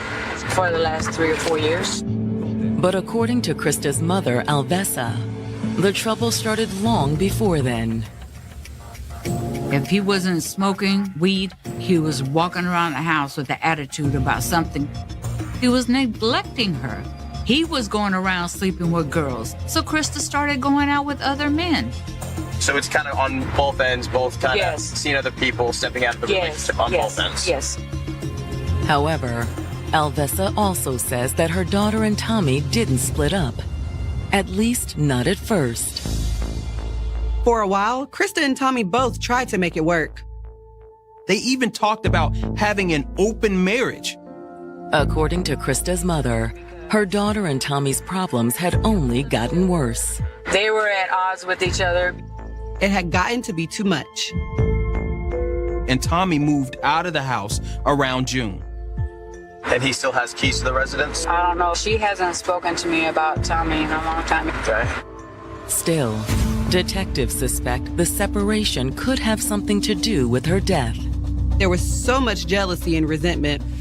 Both were out cheating on the other. So this opened the door to a possibility of suspects all across the board. When the detectives asked for more information about the new man in her daughter's life, Krista's mother tells them all she knows. She told detectives there was some guy by the name of Eric or Earl who her daughter recently mentioned. Is he a black male? Black male, about 6'2", 3", low-cut hair. I knew she was seeing this guy, but I didn't know how far she was going with him. Okay, and how long has that relationship been on for? Not very long, but within the last 2 months. Detectives asked if Krista's new guy had access to the house. They're trying to figure out who can come and go in that home because there's no sign of forced entry. But Alvesa doesn't think the new guy has a key. She's not 100% sure. But she did say, according to Krista's daughter, neither Tommy or the new boyfriend had been by the house the night before. I asked her, and she stated that there was no one in the house last night or this morning that she knows of. Ma'am, might we get a word with your granddaughter as well? Maybe. Krista's 12-year-old daughter confirms what her grandmother already told them. She says that everything was totally normal at home yesterday. It seemed like a normal night until they woke up the next morning and made that startling discovery. Wake up. However, she does say that her mother had gone to see her friend, Keely. She got home at around 11 at night. Then, while the detectives are still conducting interviews, Krista's estranged husband, Tommy, arrives at the scene. What happened? We need to ask you some questions. He told investigators that his brother had called him and told him that something bad had happened to Krista. He's like, she committed suicide. Tommy says that Krista has attempted suicide in the past. She took like a gang of pills. I was at work and I was talking to her on the phone. I was like, why are you slurred? Why is your voice like? She had to be rushed to the hospital. And now he fears that she'd succeeded. We was going through rocky modes as far as our relationship and whatnot. For now, the detectives hold off from telling him Krista was murdered. Instead, they ask Tommy about the couple's relationship. He confirms that he and Krista had separated, but he says they're still cordial. She said that she didn't feel the relationship, we needed some time apart. Okay, no problem. He said he moved out and found a place to stay a few blocks away. In his eyes, he was making it work with Krista for the kids because he didn't see those kids as stepkids. He saw all of the kids as his. Even though the older two have a different biological father. You have a good relationship with your kids, it seems, right? Hell yeah. But he admits that he and Krista hadn't been faithful to one another. He admitted that both he and his wife were stepping outside of the relationship and cheating, dating other people. She was like, I don't really want to play a wife role. I don't want to be a wife. I just want to live life. She wanted to have freedom. She was like, you know, I was going around screwing all these guys, whatever, because I just wanted you to just leave me. But Tommy says he just couldn't do it. I still love this woman, man. I was hoping this was a phase she was going to get over again. He said he thought it was just a temporary thing. I was like, if I just go and get my own place, then maybe she'll get her share of the dudes and she'll see that I'm the perfect man for her. And according to Tommy, he'd done his best to show it. He would stop by the house on a regular basis in order to make sure the kids were doing well and to spend time with them. You have a key to the house? No, sir, I have no keys to the home. I gave her all the keys back. Okay. When was the last time you were here? Kids, your dad's here. Tommy says it was right before Hurricane Irma hit. The kids wanted to be with me for the hurricane. I came over here, I picked them up. According to Tommy, it wasn't just that they thought it would be more fun. They told him their mom had a new boyfriend that was coming around. They wanted to be with me because they didn't like him.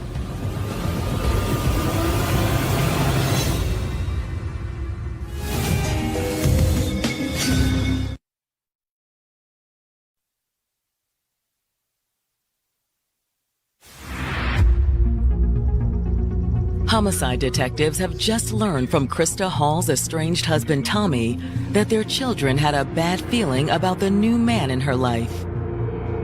The children expressed to their dad that they didn't like him and they didn't want to be in the house with him. Tommy says he wasn't too happy about it either. Tommy, like any protective father, had a problem with Krista's new boyfriend coming and staying the night, especially since he didn't know anything about him. So he arranged with Krista for the kids to stay with him during the hurricane. How did you go and get the kids from the house? I came and picked them up from here. He said when he went to pick up the kids, he saw the guy peek out the window. Is he in there? Yes. I'm gonna meet this guy you have around my kids? Not today, Tommy. Because I'm like, if you're gonna push a man on my kids, then I need to know who this man is. Tommy says Krista finally agreed. And when he brought the kids home after the hurricane, he got to meet her new guy. Welcome back, my babies. Krista introduced him and said his name was Ernie. However, Tommy said he never got Ernie's last name. He really didn't have too much to say. He was kind of standoffish. Look, I'm be straight with you. I shook his hand. I had a conversation with him. Before I left, I shook his hand again. No problems. But the detectives wonder if Tommy had a problem with Krista, especially now that he's met her new man face to face. If they're in that mindset of we're working on getting back together and then find out you're dating someone else and this could possibly be serious, that could be seen as cheating or he could feel totally duped. Which could have thrown him into a rage. They would like to know where he was last night. Tommy explained he had been dating someone new, a woman by the name of Courtney Lawrence, and she spent the night with him. And what time did you leave your house? She woke me up this morning. He said he left his house around 5:45. Tommy explained that he's a roofer and he had to be at work at 6 a.m. on the job site. Detectives will need to follow up on his alibi, but Tommy appears more than willing to cooperate. He also told investigators that he was willing to allow them to have his cell phone data and submit to a DNA test. The detectives arrange for Tommy to come down to the station that afternoon so they can collect a DNA sample. Hoping they can get a last name for Krista's new boyfriend, they head back to their office to start reaching out to her friends. And one of the first people they talk to is Krista's friend, Keely Talbot. Keely is the friend that Krista supposedly had gone to see the night before the murder. What do you think happened to Krista? I don't know. That's what I was trying to figure out. However, she's at least able to tell them that Ernie's last name is Reynolds. Keely says she met Ernie because when the hurricane blew through Orlando, she and her husband Mike had decided to spend the weekend at Krista's house. They were all there like a double date, and they all were there having a good time together. You were there from Friday to Monday. However, Keely denies that Krista had gone to see her on the night before her murder. Krista was casually dating a few guys, so maybe Krista told the kids that she was going over to her house in order to protect them from hearing about yet another guy she was dating. Or another woman. Investigators were surprised to hear that. They asked Keely, so Krista dates women? Keely's response was even more surprising. Yeah, she was my girlfriend.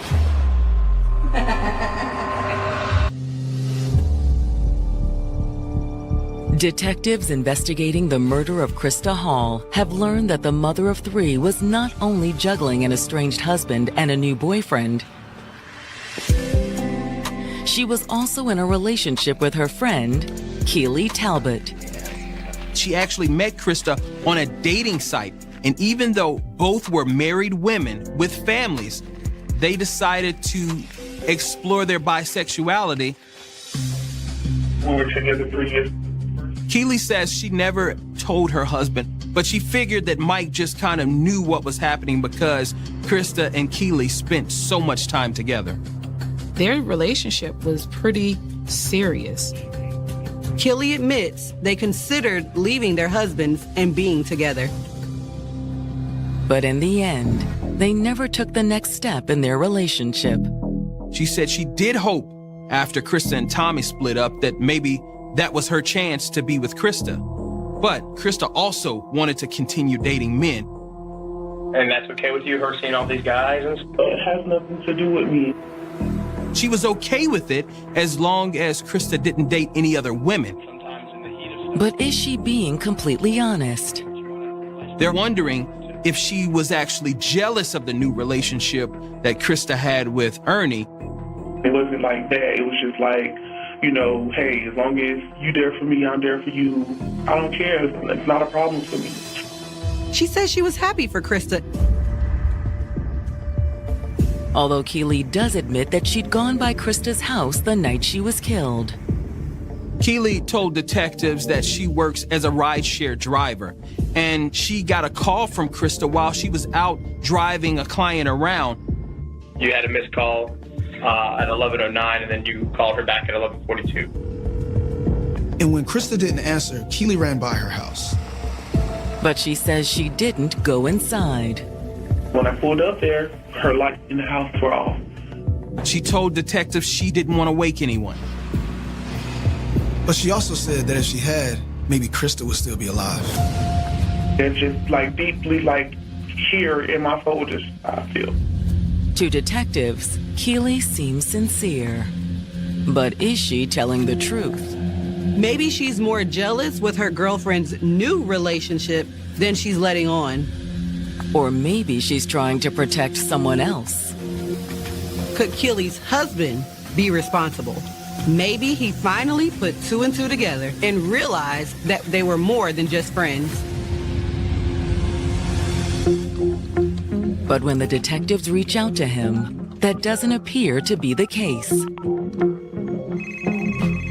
When detectives ask about Krista and Keely's relationship, he seems confused. As far as he knows, they were just friends. Thank you. So after talking to Mike, detectives turn to Krista's new boyfriend, Ernie Reynolds. Ernie seemed absolutely devastated at the fact that Krista was gone. I barely got to know her. Ernie told detectives that he was looking forward to the future. He was in love with Krista, despite all of the drama with Krista's estranged husband. When did you last see Krista? I talked to her Wednesday night. They had their regular FaceTime call from about 1 a.m. to about 1:30 a.m. The next morning, he sent several messages to Krista, messages that weren't returned, so he figured she was just busy at work. But then I found out she was, He was very cooperative. He went as far to say as he would do anything to help the detectives solve this murder. He gave consent for DNA and to have his phone analyzed as well.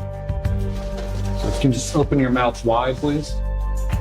Despite that, the detectives are unable to rule him out just yet. And the same is true for many people in Krista's life. Given the dynamics, any one of them could have had a motive. So detectives subpoena the cell phone records for Krista, Keely, Ernie, Tommy, and Tommy's new girlfriend, Courtney. And when the records come in, they're able to shorten their suspect list. Keely and Ernie's phone records corroborate their stories. The cell phone data appeared to corroborate Tommy's story too. Tommy's location data places him at home until 5:40 a.m. That's when he said he left for work. But according to the tower data, he didn't go straight to his job site. The data shows that he was actually at Krista's home. And that isn't all the cell phone data reveals. His girlfriend Courtney's phone was pinging off the same tower. It proves that she was there. It proves that she was on scene. Was Courtney in on this? She's either a witness or she's a suspect. Having caught Tommy in a lie, the detectives bring him and his girlfriend in for questioning. They confronted Tommy first. You're telling me you were never at Chris's house that morning? No. They take that evidence and they put it right in front of him. The records don't lie, man. The records say that the phones were there at the same time.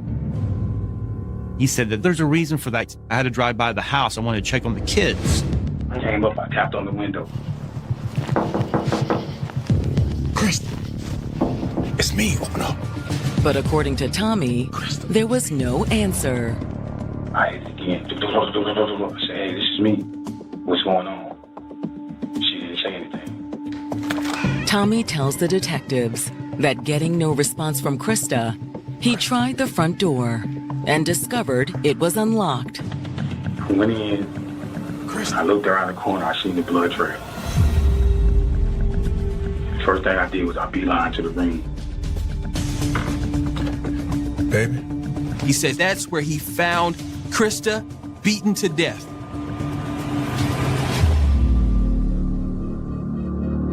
I just stood there for a minute. I stood there for a second, and then when I turned around, I went in the kids' room, and the kids were still sound asleep. Then when he realized the kids were safe, Tommy said he ran. You know, I don't know what I was thinking at that point, but I didn't want to, you know what I'm saying, put myself into that situation. Investigators are not buying it. Did you kill your wife? No. Did you bash her head? No, I did not. And then he changes his story. She was just supposed to talk to me. He pointed the finger straight at Courtney. What was that? I think they got a fight.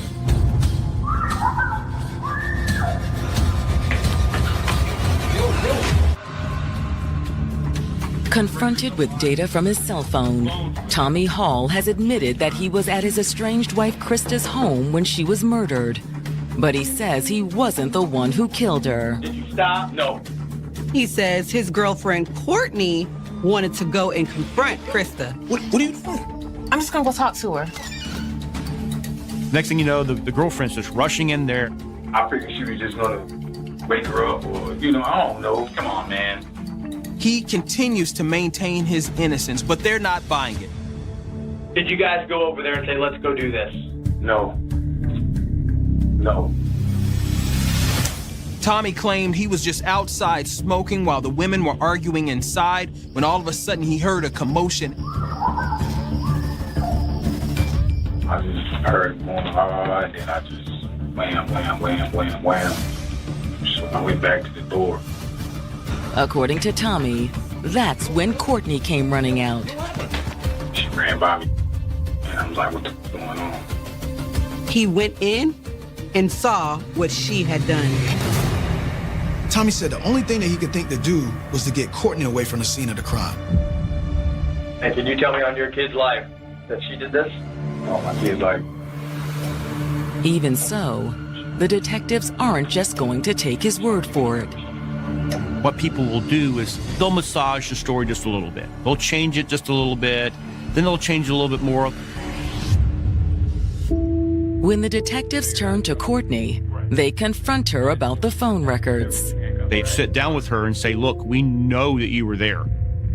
To their surprise, Courtney admitted that she was there. She says that Tommy asked her to follow him over to his wife's house. She says she did go, but she parked about a block away and stayed in the car. Did you go inside the house? No. So you've never been inside the house? No. She says it was Tommy who actually went inside.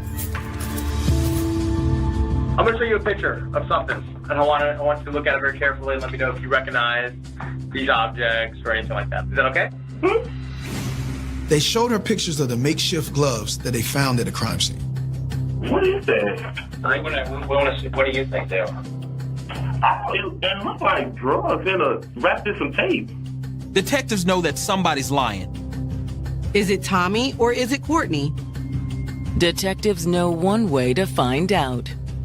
Would you be willing to supply your DNA to compare to evidence found in the house? Yes.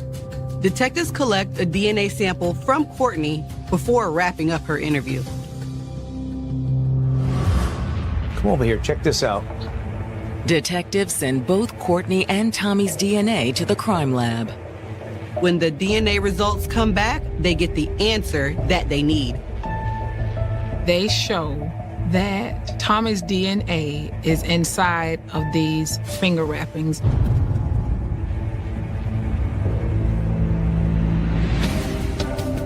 It's more than enough to charge Tommy with Krista's murder. I was so happy. I just didn't understand why it was taking so long. And when the case goes to trial in February of 2020, the prosecutors are confident they can secure a conviction. They have a mountain of evidence. They have the DNA, they have the phone location data, and they also have witness testimony that describes how jealous he was at the fact that his wife was out dating other people. Tommy just couldn't deal with the fact that Krista was moving on. And once he realized that there was another man coming into the home, he lost whatever feelings he had for her, and the feelings from love turned to anger. Eventually, that anger led to violence, and Tommy snapped. On the morning of September 14th, 2017, he had Courtney follow him over to his wife's house. Whether he always planned to frame her for the murder isn't entirely clear. Whatever reason she came along, the prosecutors believe she remained in her car while Tommy slipped inside. Tommy had a key to the house, and he was able to get in. He snuck in, got plastic wrap and duct tape from Krista's kitchen for the finger wrappings, and then used some sort of weapon to beat his wife to death while she slept.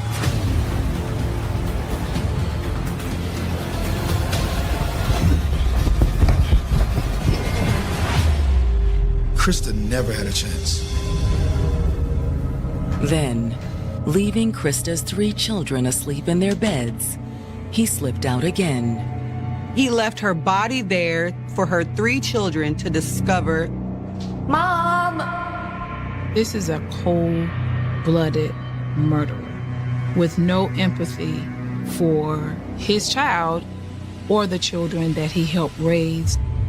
But for all the care he took to conceal his fingerprints, he'd made a fatal error. He left some of his makeshift gloves at the scene. Tommy's DNA is on the plastic finger wrappings. Despite that, when it's the defense's turn, Tommy's attorneys stick to his claim that Courtney is the killer.